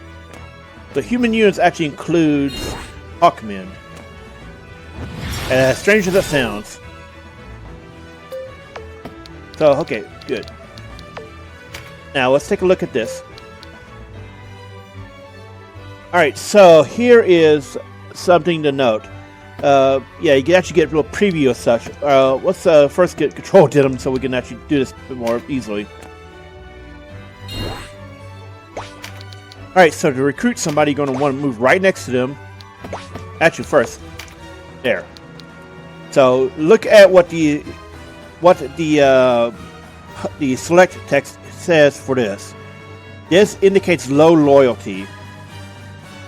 And the flavor text changes depending on if they're chaotic, neutral, or lawful.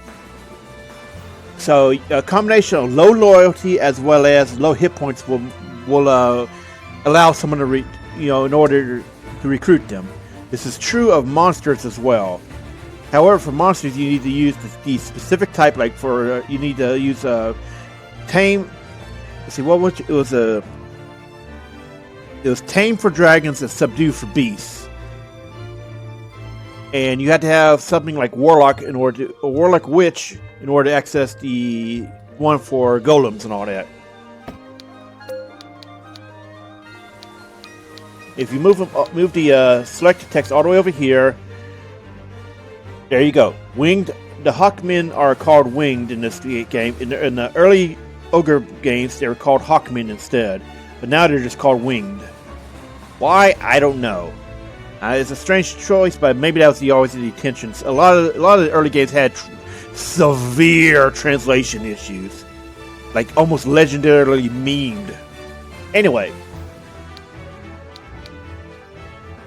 and you can see what law, neutral, and chaos is. By the way, this is not necessarily a moral thing. This is actually in regards to law, order, and chaos.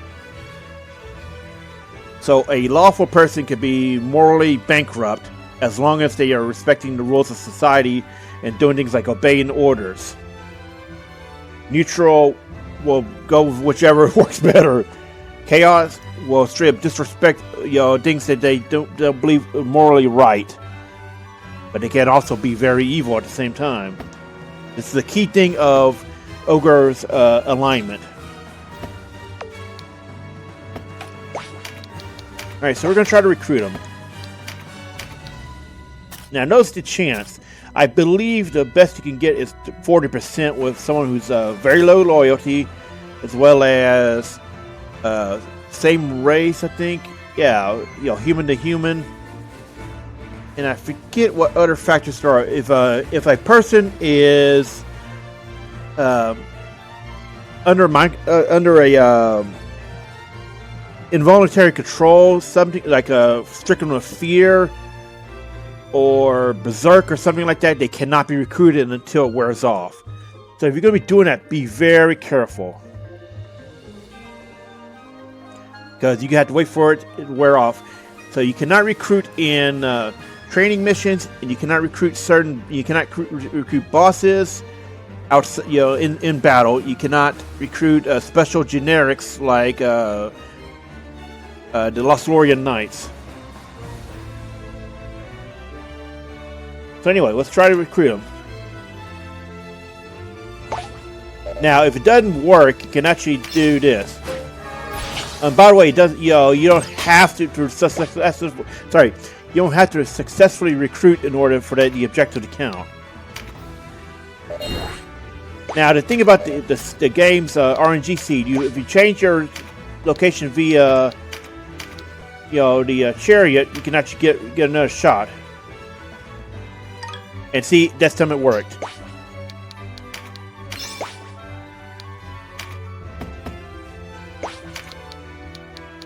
And we're going to try to pull him back, and hopefully he doesn't get jumped.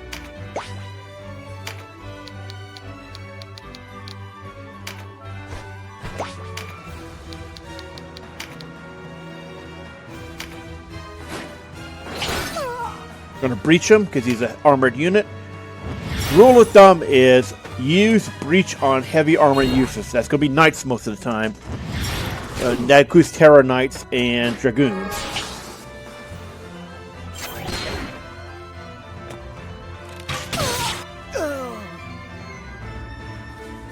Hopefully that Berserker does not get the idea to go near him before the healers can heal.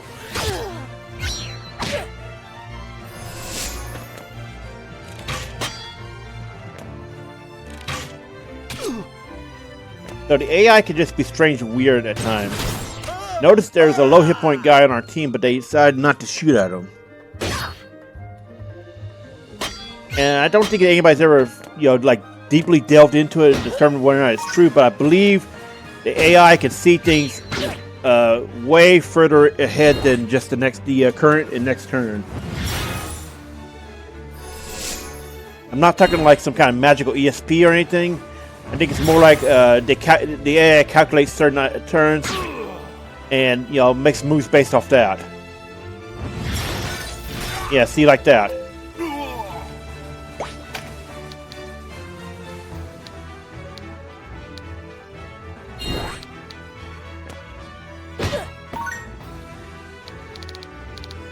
They're going to try to force the RNG seed to go somewhere else.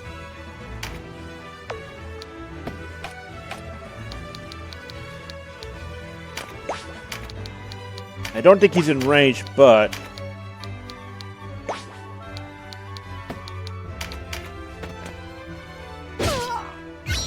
we want to try to bait that wizard to go in a different direction.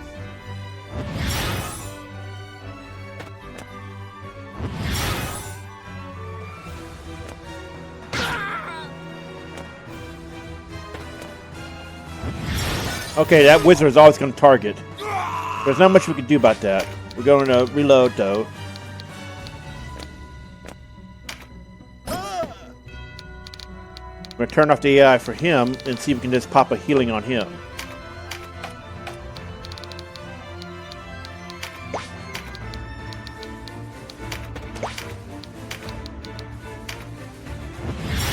There we go. It should also force the AI to go differently because now that target is no longer going to die from an avalanche.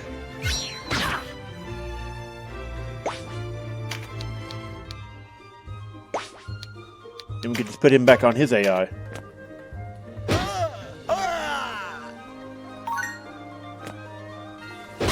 One more skill level up will give him access to his ice finisher, which will be huge damage even though he's not ice aligned.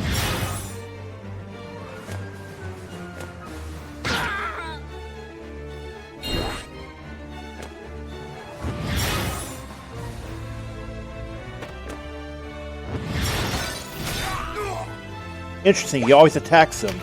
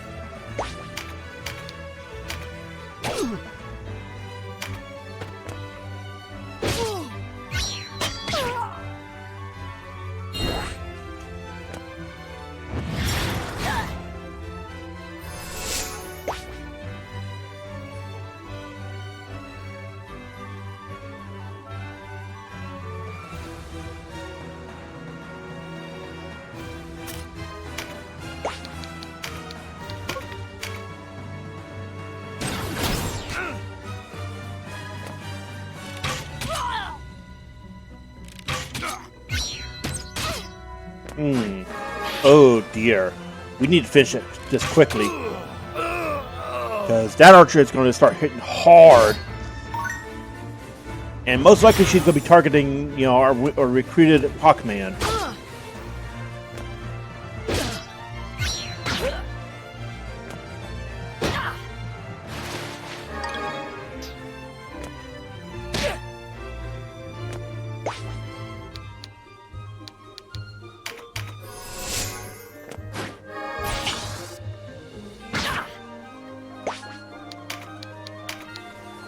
Okay, it's over. And this is why I'm saying get your finishers. These are huge amounts of damage for this point in the game. If you make Denam a rune fencer, that means you have a +1 spear user. Spear users are just bonkers in this game.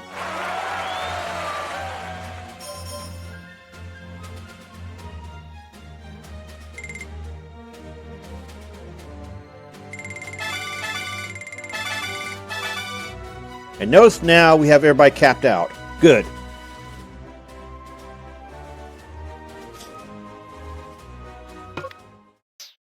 We're gonna go ahead and bring him in. We're gonna just strip his gear and send him off because we don't need him right now. We already got decent archers.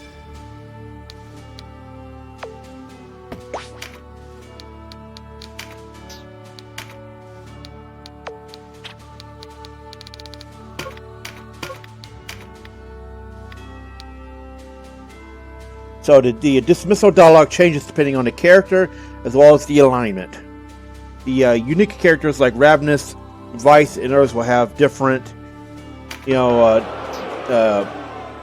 quotes. And you cannot dismiss it somebody who is already, who's a guest watch. Impossible. I am not here at your pleasure or even my own. So Chapter 1 Ravness is a bit of a bitch.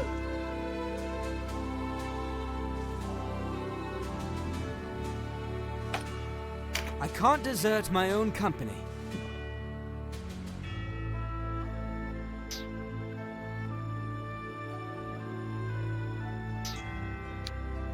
Alright, so make sure to save. Also check your Warrent report.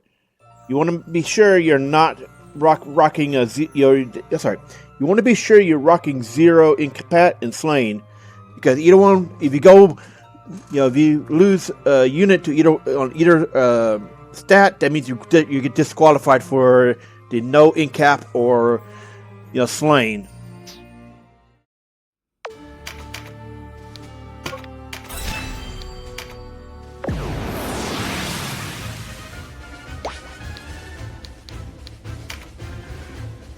Alright, so debuff, yep. Now, attack that strikes multiple tiles. There's a few ways to do this. Early on, it's just going to be spear units. Using spear, to auto attack. Late game and mid game, that's going to be AoE spells, especially summons. And this is also an assassination mission. Let's see. Oh, that's not what I wanted. Okay, so here is one that's actually a little different. When we get in, I'll explain why. There's actually a different way to complete this mission. It's not as obvious, because if you see the objective, you think it's only the target, but it's actually something else that can quickly complete it.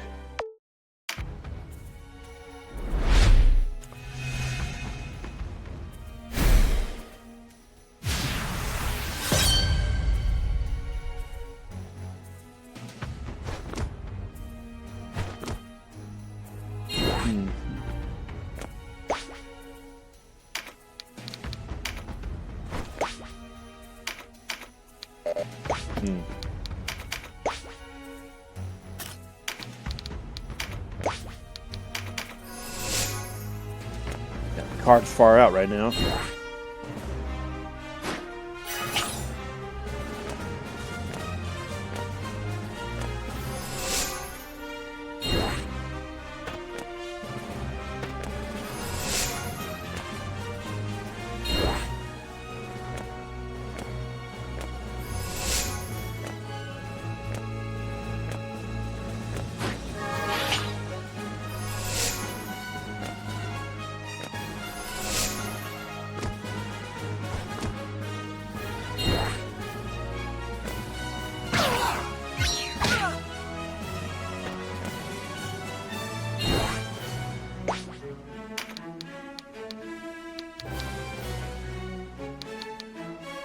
see, we're pretty close to that one.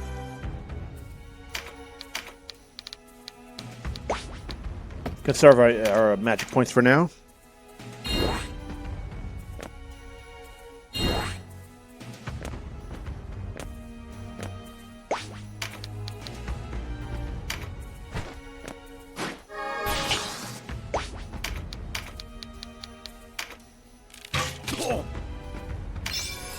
Okay, so we got the buff card done then.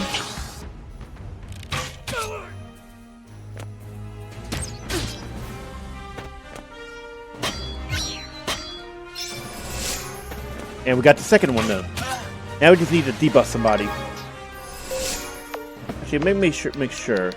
Yes, it was debuff, so we can just use, you know, our Dynasty meat or something like that. We're actually probably going to do that in order to get this quickly done. Because while Breach... Well, never mind. That works. Anyway, Breach is mainly meant for armored units. However, it does work on unarmored units as well. Because some can have naturally high resistances, like Nybeth a few minutes ago.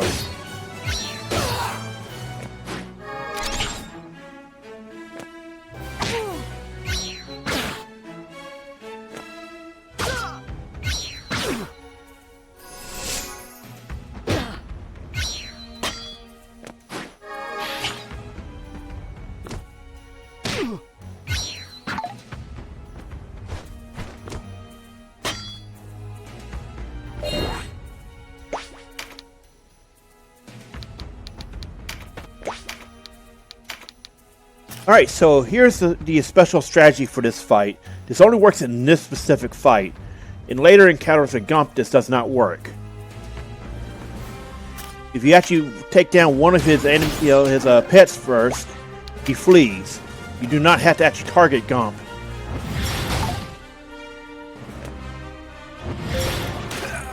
So we're going to turn all of our units onto him.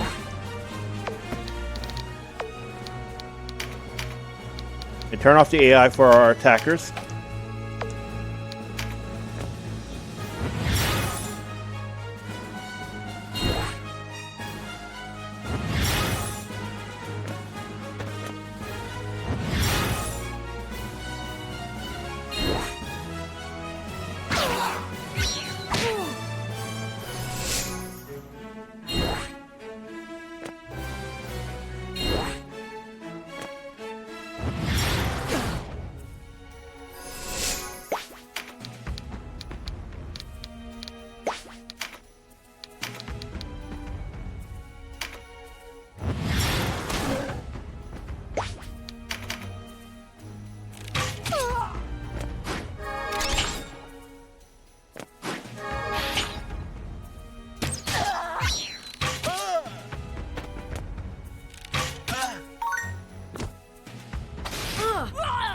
Friggin' ow.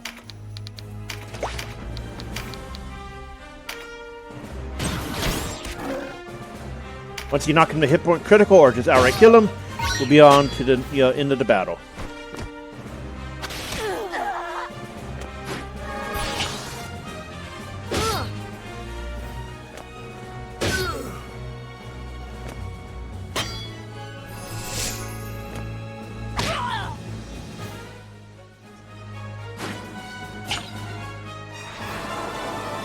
And this song is what Cashua and other guests are good for, is drawing enemy fire.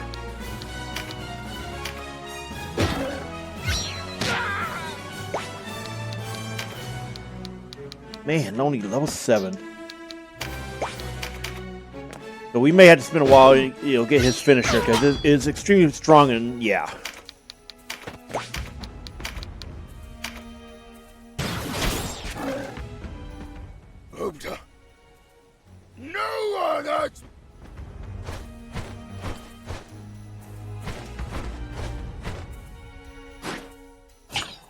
And there you go. You do not have to actually attack the Ganpp. You can just take out one of his pets, and his pets usually get to you faster than he would get to you, and vice versa.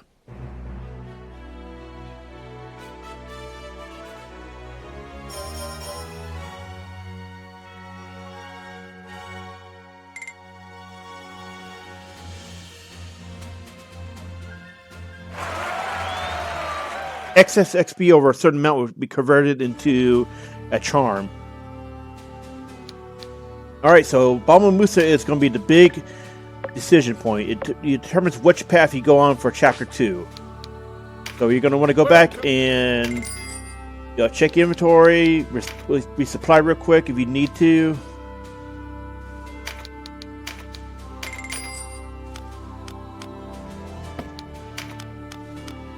And it looks like we don't have we have a few upgrades, but we don't have enough money right now.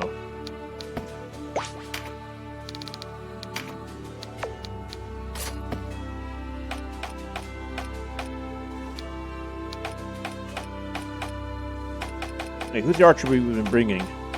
There we go.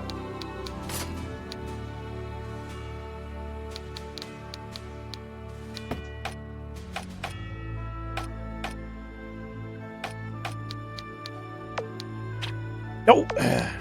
Wrong button.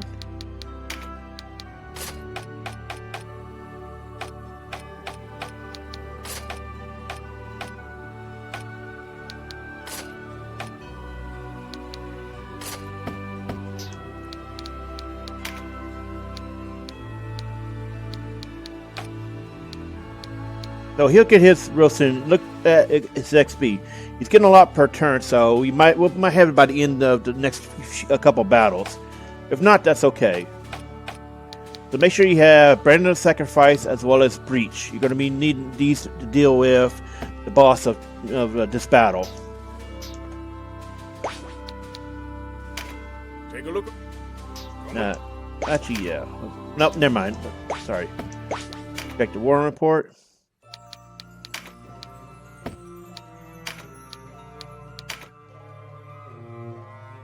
Note the name Lexingtail. If that's familiar to you, it's possibly because you did the Evil East raids, where that was the last name of Ramza and his family. And I am sure I pointed that out back in the Let's Play as well.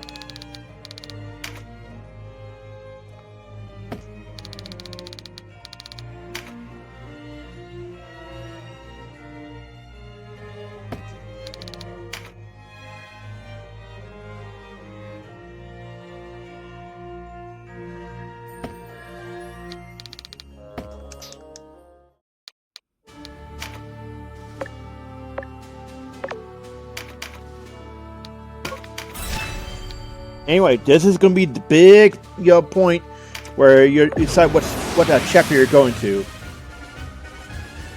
No matter what path you're going to for Chapter 2.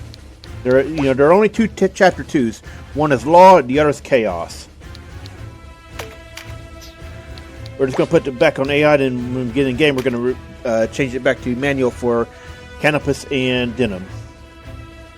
So here we got, more easy objectives. The objectives are going to get a little bit more difficult in the next chapters. But early on, they're pretty easy to get if you do more than just the basics.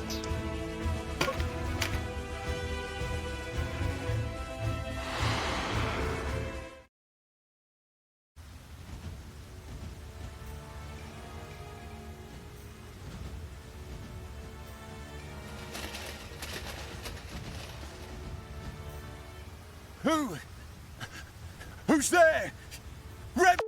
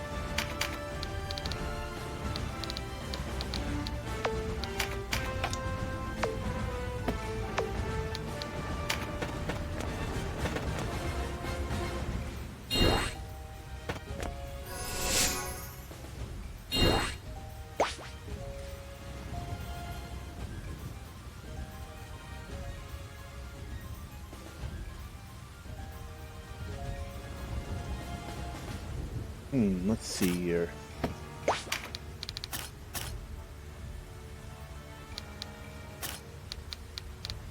Let's just move him over here.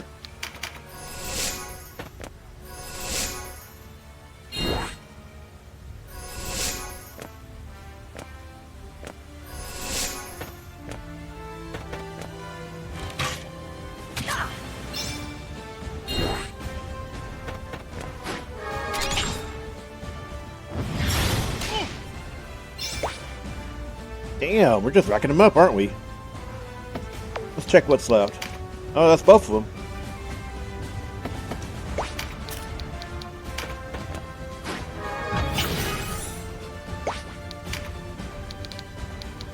Notice, you know, it's 89 and A2.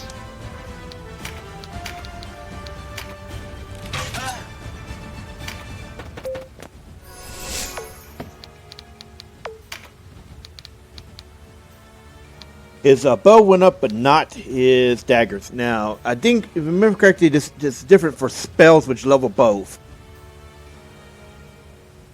No, you know, like if we cast a spell... Actually, yeah, let's check that real quick.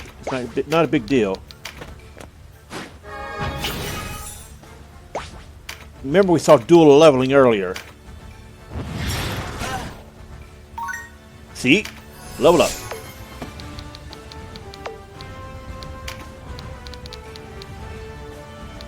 It leveled his main, so I believe it's going to, you know, give both.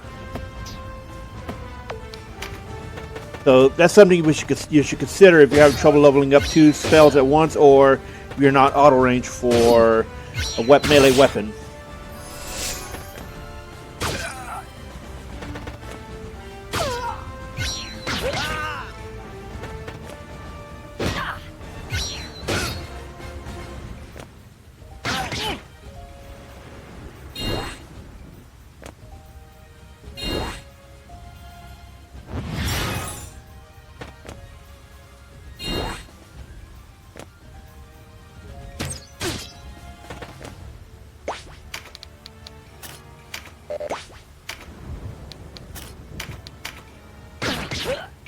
Whoops.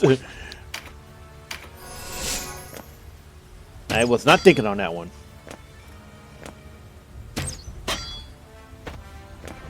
Honestly, this is the one you might want to consider AI control, just because it's very annoying, and it's a little bit tedious unless you're replaying this for a World Tarot, and you're going into the opposite path.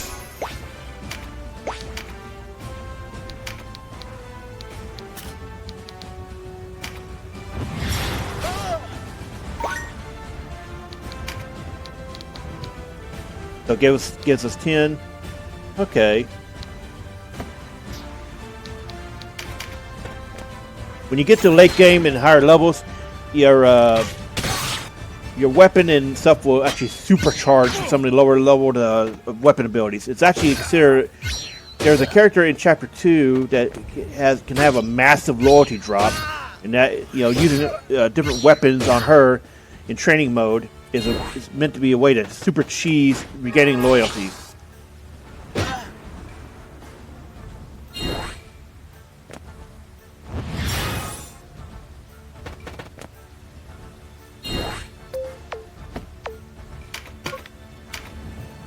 Alright, so we're just going to let it play out. Because it's simpler than just, you know, messing around, manually controlling, because you do not need to manually control this battle. The next battle, however, yes, we will.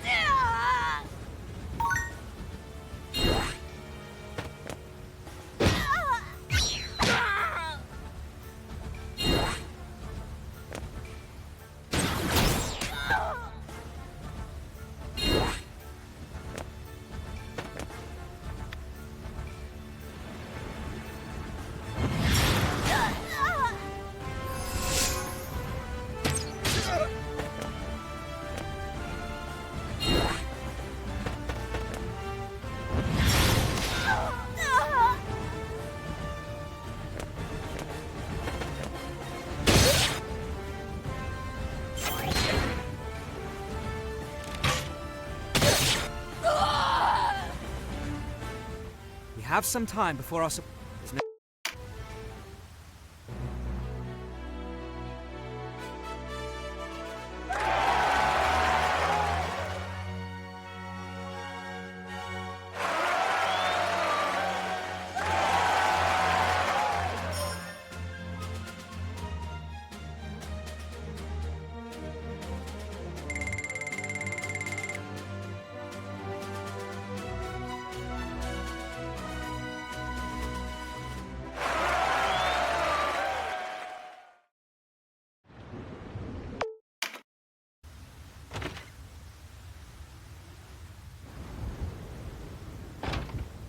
Here is the big decision point. I overheard your conversation.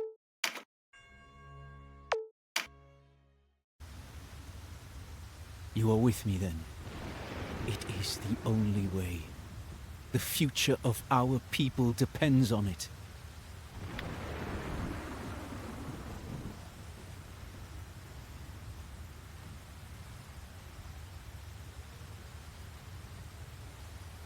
Now here is what I said, the big decision.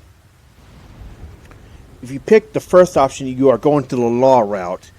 Because while you are committing a horrible, horrible crime that is morally evil, you know, slaughtering innocents as a false flag, you are obeying orders. If you've ever heard the just following orders defense, this is an actual implementation of that.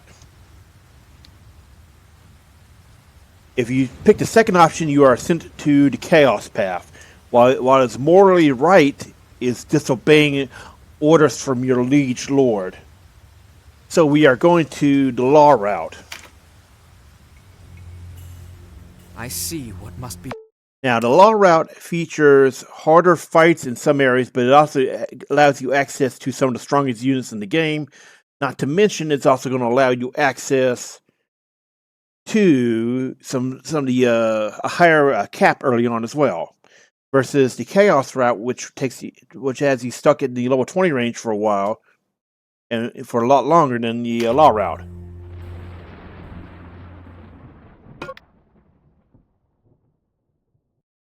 So take this game's advice.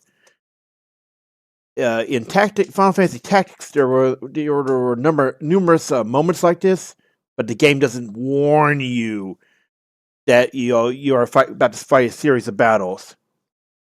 That you are in deep trouble if you make this your only save. Ryovan's castle in Tactics was one of the worst offenders about this. However, in this game, they learned.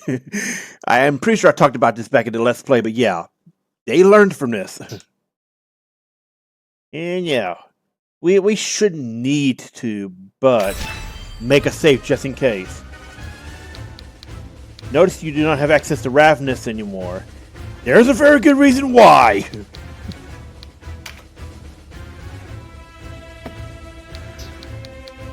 You also lose access to Vice.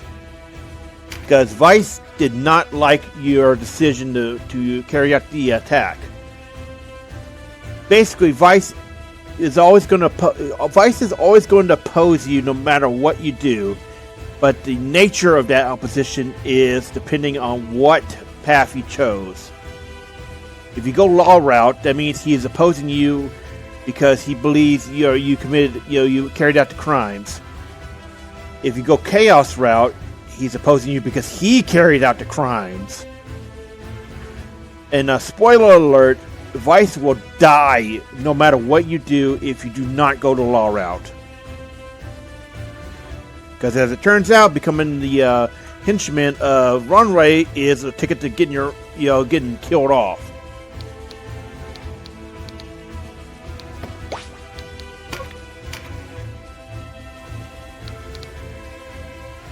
Notice Ravness is on the field. You do not want to do AI much in this one. You want to control some people. So let's get in there.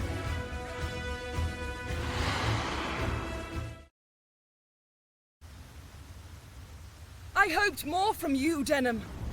A man who places ends before means treads a dangerous path. The shame is mine for daring to hope.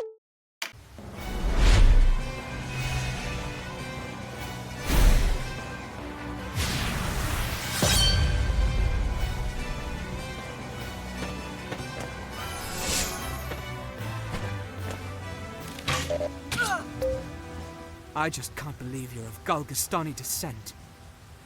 You feel yourself betrayed. Oh yeah, and this is actually a big point where she gets revealed as not being Wallister.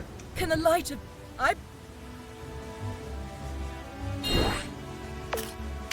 Alright, so let's just take him off AI.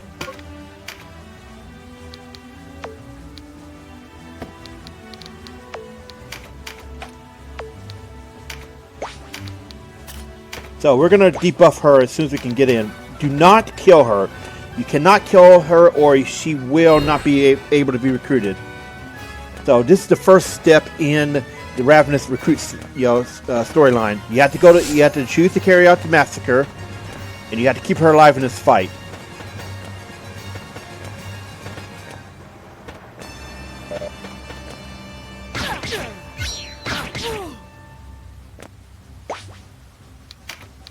So, first off, you're going to hit her weakened, so that way she stays unable to do much damage for a while. Now, if I remember correctly, these last for a very long time, if not the entire battle. If it wears off, you have Canopus to put another one on her. Notice her gear. Her gear. She will keep what you have equipped on her, but she will actually take a level plunge. So, we had her at cap, and now she is level 9.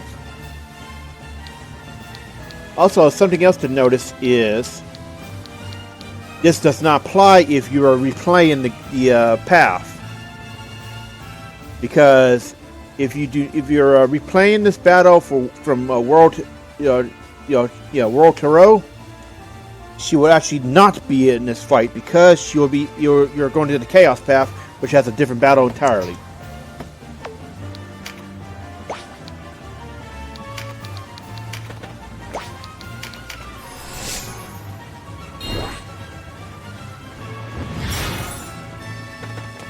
And if she's taking too much damage, you're going to want to control one of the healers and heal her. Because again, she has to survive the battle. Which means you got to take out everybody else. And notice they're attacking her instead of, So you may want to actually manual control until you can get them out away from her.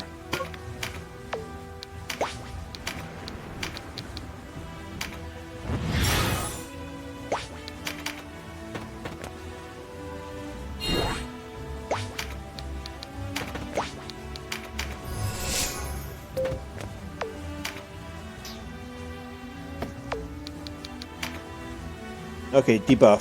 So, interestingly enough, weakened did not count. It should have, but it didn't, so... Now, her blood's not mixed. That means we're going to have to do a breacher in order to get it before we leave.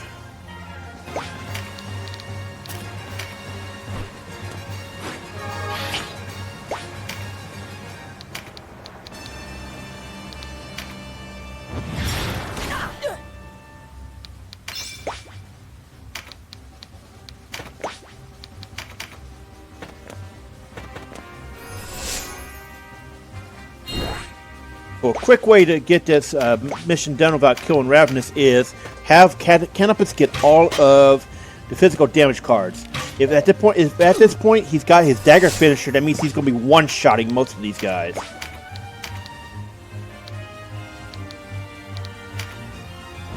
Especially the squishies or anybody that's weak against air.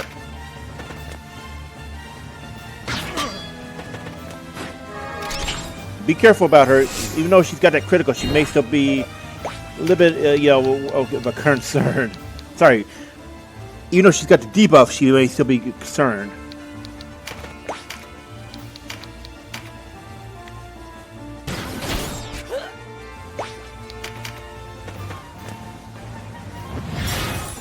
We're going to try to get that critical for Canopus because in some cases, like, finishers, a critical and a physical can be much more powerful than a physical and a physical. Because that critical rate will go up much faster for some reason. And that's not meant to be taken weirdly. It's like, even if, I don't know how to describe it, but it just makes it insane. Way more than it should for one card, is what I should say.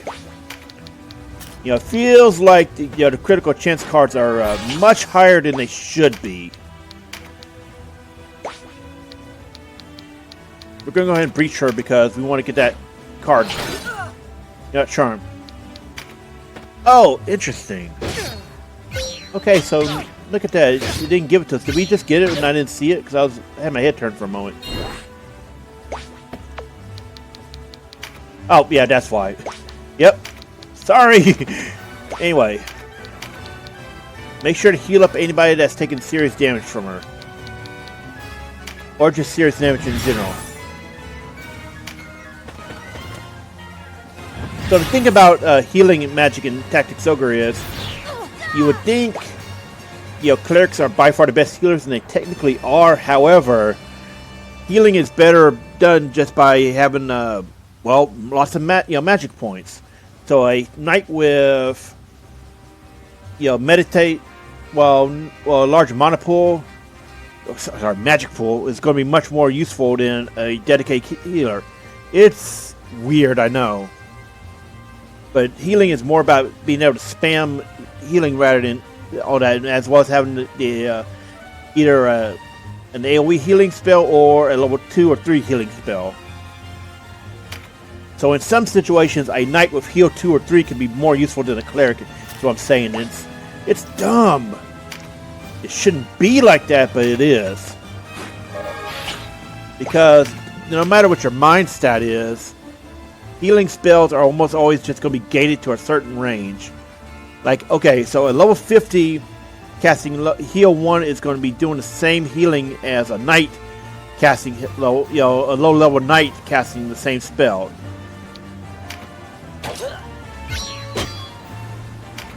Hence my point. Lower your blade, Rav. I would have your reasons. Or have you chosen to turn your back on the light? On the very teachings of the blood of you? Why not? And that's pretty much she's got a point, dude. And that's a recurring theme in this game, is that a lot of people calling out others end up having, moments of thinking, damn, you got a point.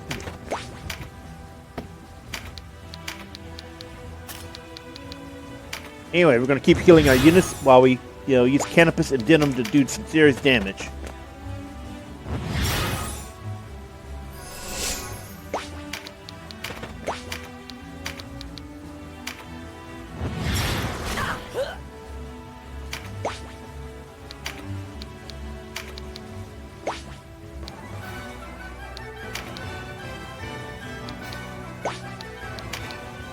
Okay, we can take her out now. In theory, we can leave her up and let her be heal bait, which means clerics are wasting turns. But, yeah. We want to end this quickly before Ravness, wears off and ends up becoming a problem. Right now, we just want to keep her under control by not attacking her and, making sure she's weak and not doing damage.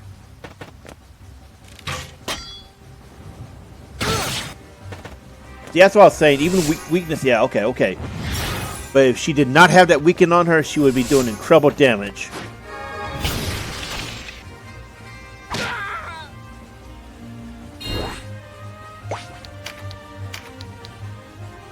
Who took that hit? Actually, wait. We can check via chariot. Okay, it's Kashua.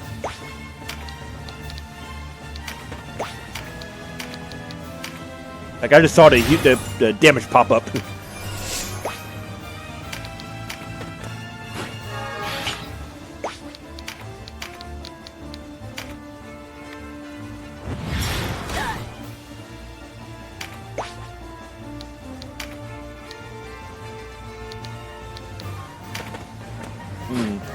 That's that waste for him. Let's not move him there.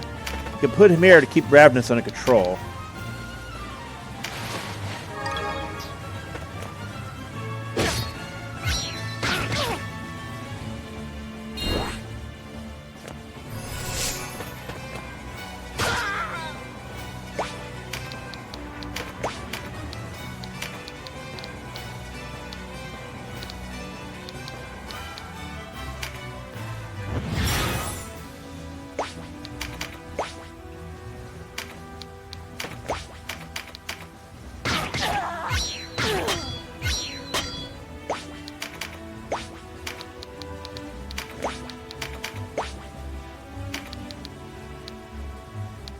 Let's get that card before someone steals it.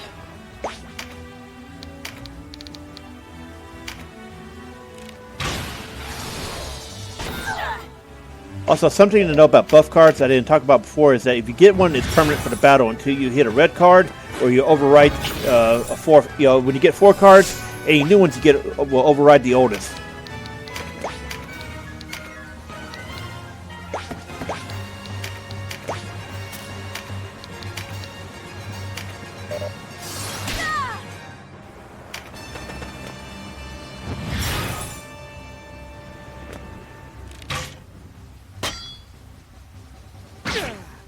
How can she even see that cleric from there? I call hacks.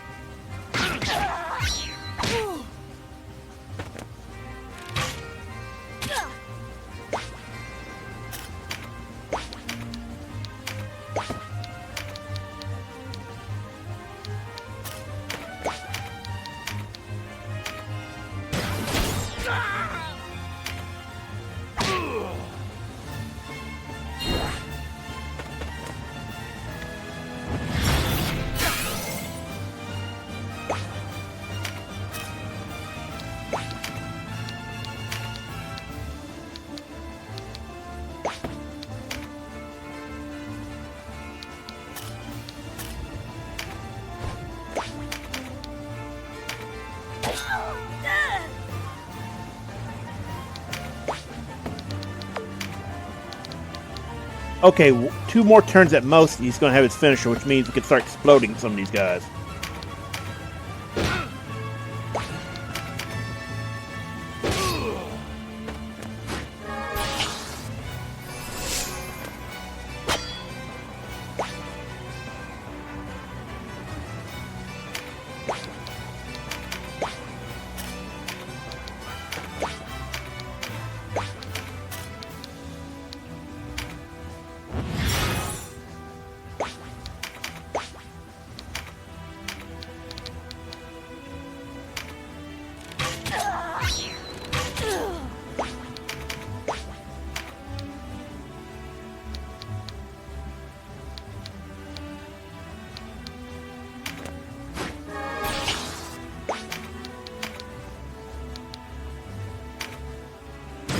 Try to go for the lower health enemies, first. Gang up on them, because that means you have less people on the field.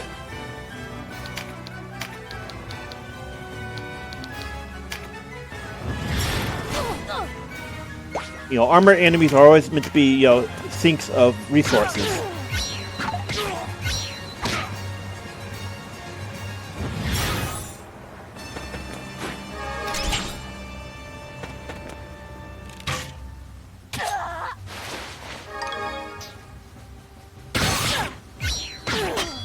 Friggin' ow!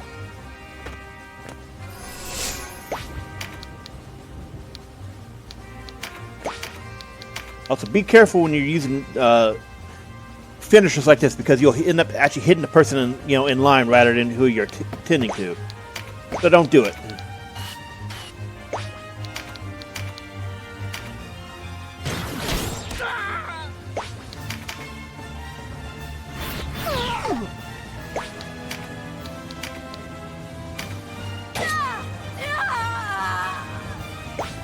Okay, one more turn, we got our finisher finally.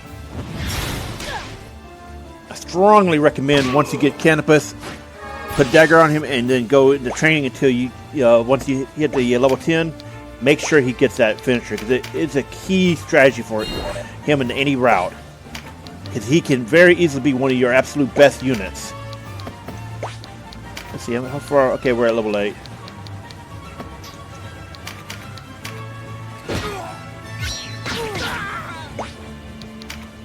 You know, 34 before. Okay, so you're getting 12 per.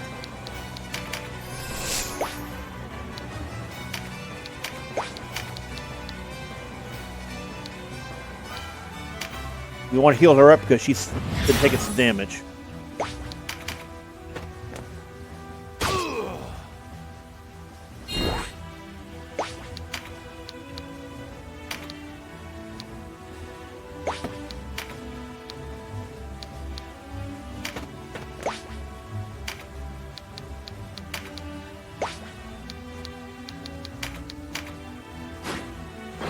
At this point, we want to get rid of the knight because he is in our way.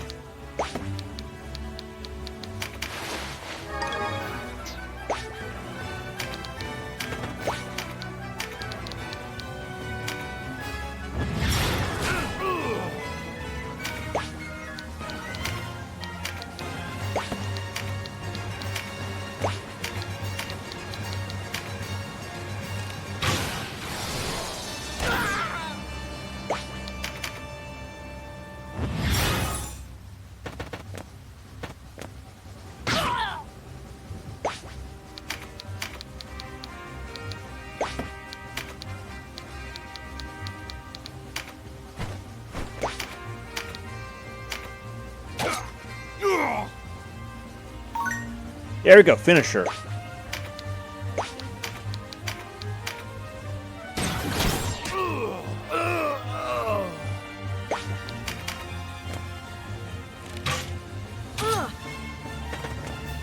Okay, she's weakened no more, so we need to send somebody over there. Or just keep healing whoever she attacks. Oof. Kirk's taking a lot, sorry, that archer's taking a lot of damage.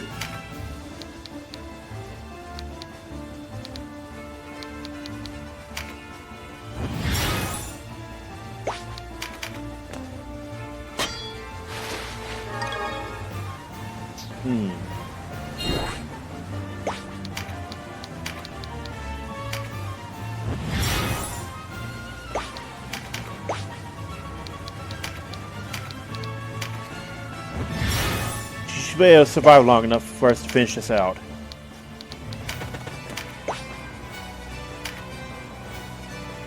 Canopus has a turn coming up. Okay, cool.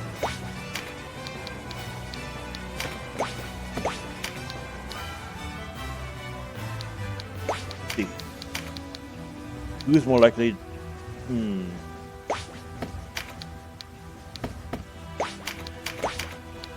Alright, let's just, dogpile him.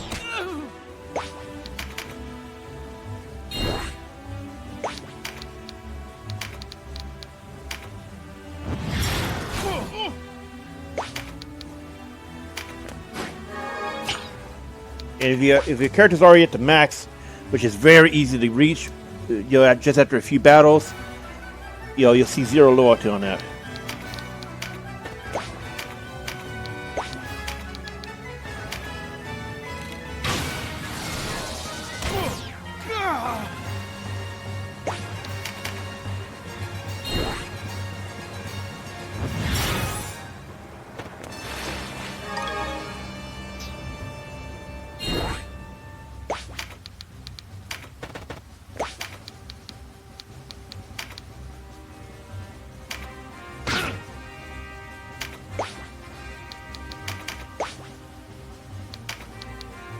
Now notice, here it is. Actually, let's take a look at it here. Notice it says, at the range, which means you can use it at range. You don't have to be up close unlike the spear finishers. And it has the air elemental on it. So this means that notice we had 3 physicals on him, which means he's going to wreck somebody, and if they are air weak, oh, they are screwed.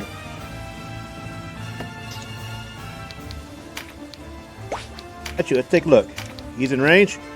This is 600 damage against a non-earth weak enemy, non-earth element enemy at this point in the game.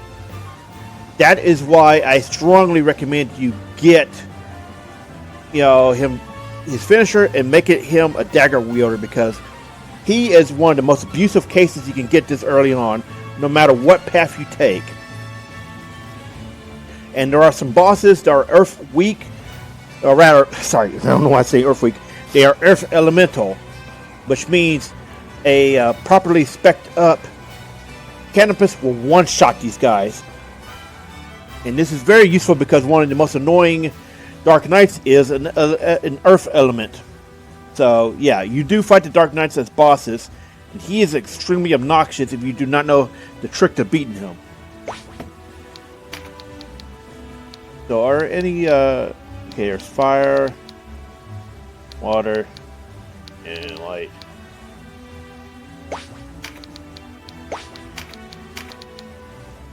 So we're not going to waste it on him because he's almost dead. We are going to one-shot. Look, see, look at this. One-shotting. This is why Dagger Canopus is absurd. Okay, thanks for the help, Ravness.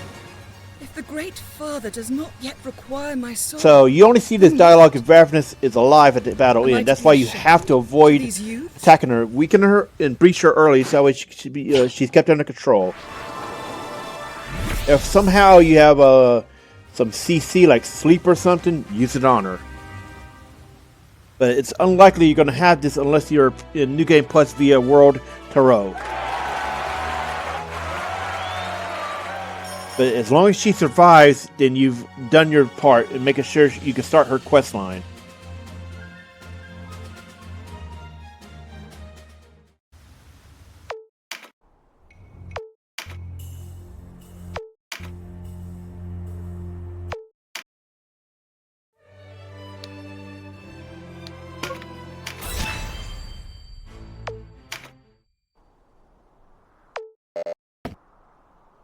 Alright, and we are now on the law path. So we're going to skip all this.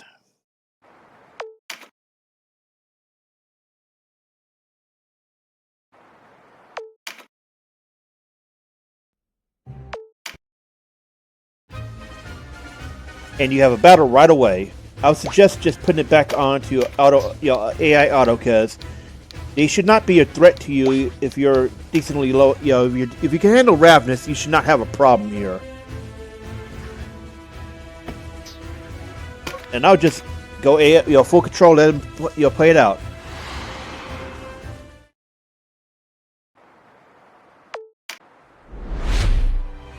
This is a Vanquish, so let the AI handle it. You should be okay. Again, if you can handle Ravness without any issues, you should be fine here. Because Ravness, by far, it's meant to be a harder fight. Because if you do not understand what you're meant to do with her, she is a problem.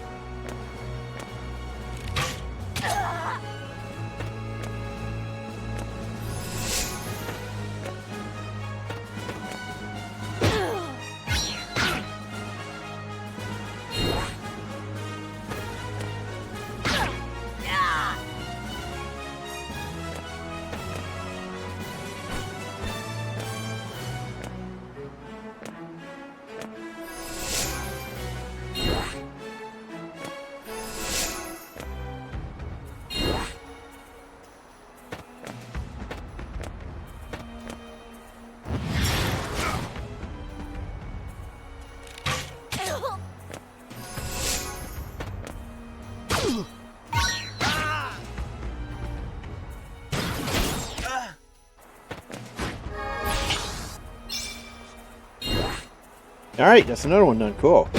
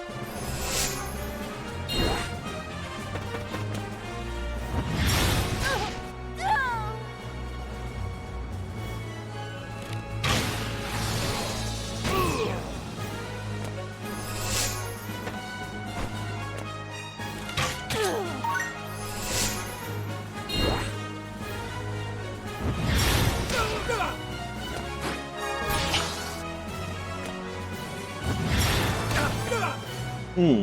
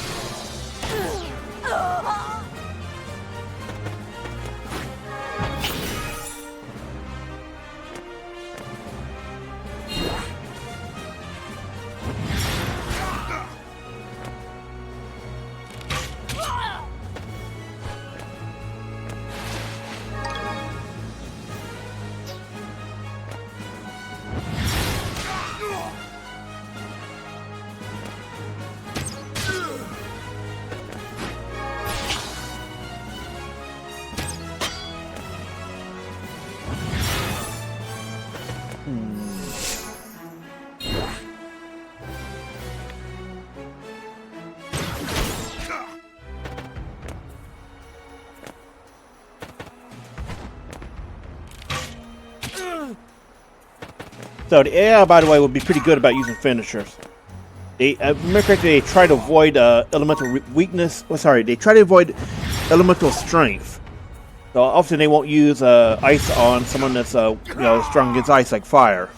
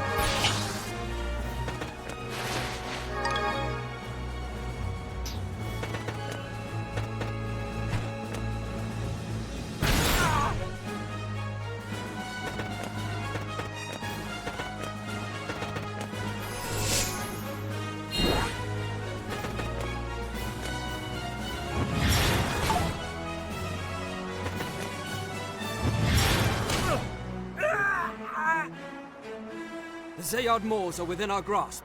Onward! Huh, that's how it's pronounced.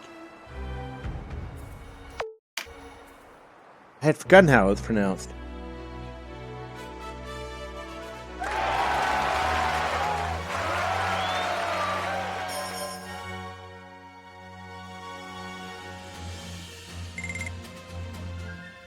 So something about the cap is, even if you're in a chapter that has increased cap, will not update it here until you're out of battle and have reached the actual map, because the cap only updates on the map.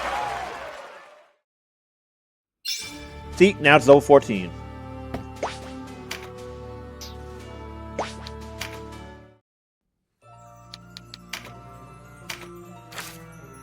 Notice Vice's portrait has changed. This is indication of which path you're on if you do not remember and you're loading from a different save. If he looks heroic, that means you're on law and that Vice can be recruited. If you're on chaos, he looks evil and he cannot be recruited.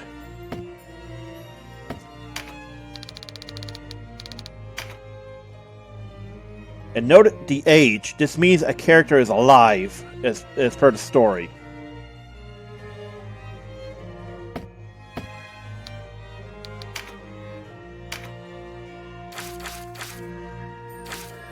You need to see this this entry in order to see the recruitment quest continue on. Notice we have another one open up, the Racing Way.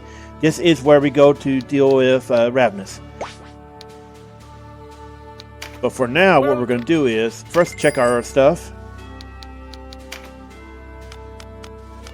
There are nothing new available. Well, actually, chain leggings, but we already had those from drops. All right, so we're gonna save now that we're here, and we will see you next time for. Wait, hold on. Oh, well, I meant to save our main save. Well, whatever. There we go. So now we're going to do it right. That's what happens when you don't pay attention. Anyway, so thanks for watching. We'll see you next time for the start of chapter 2 Law. Thanks for watching. See you next time.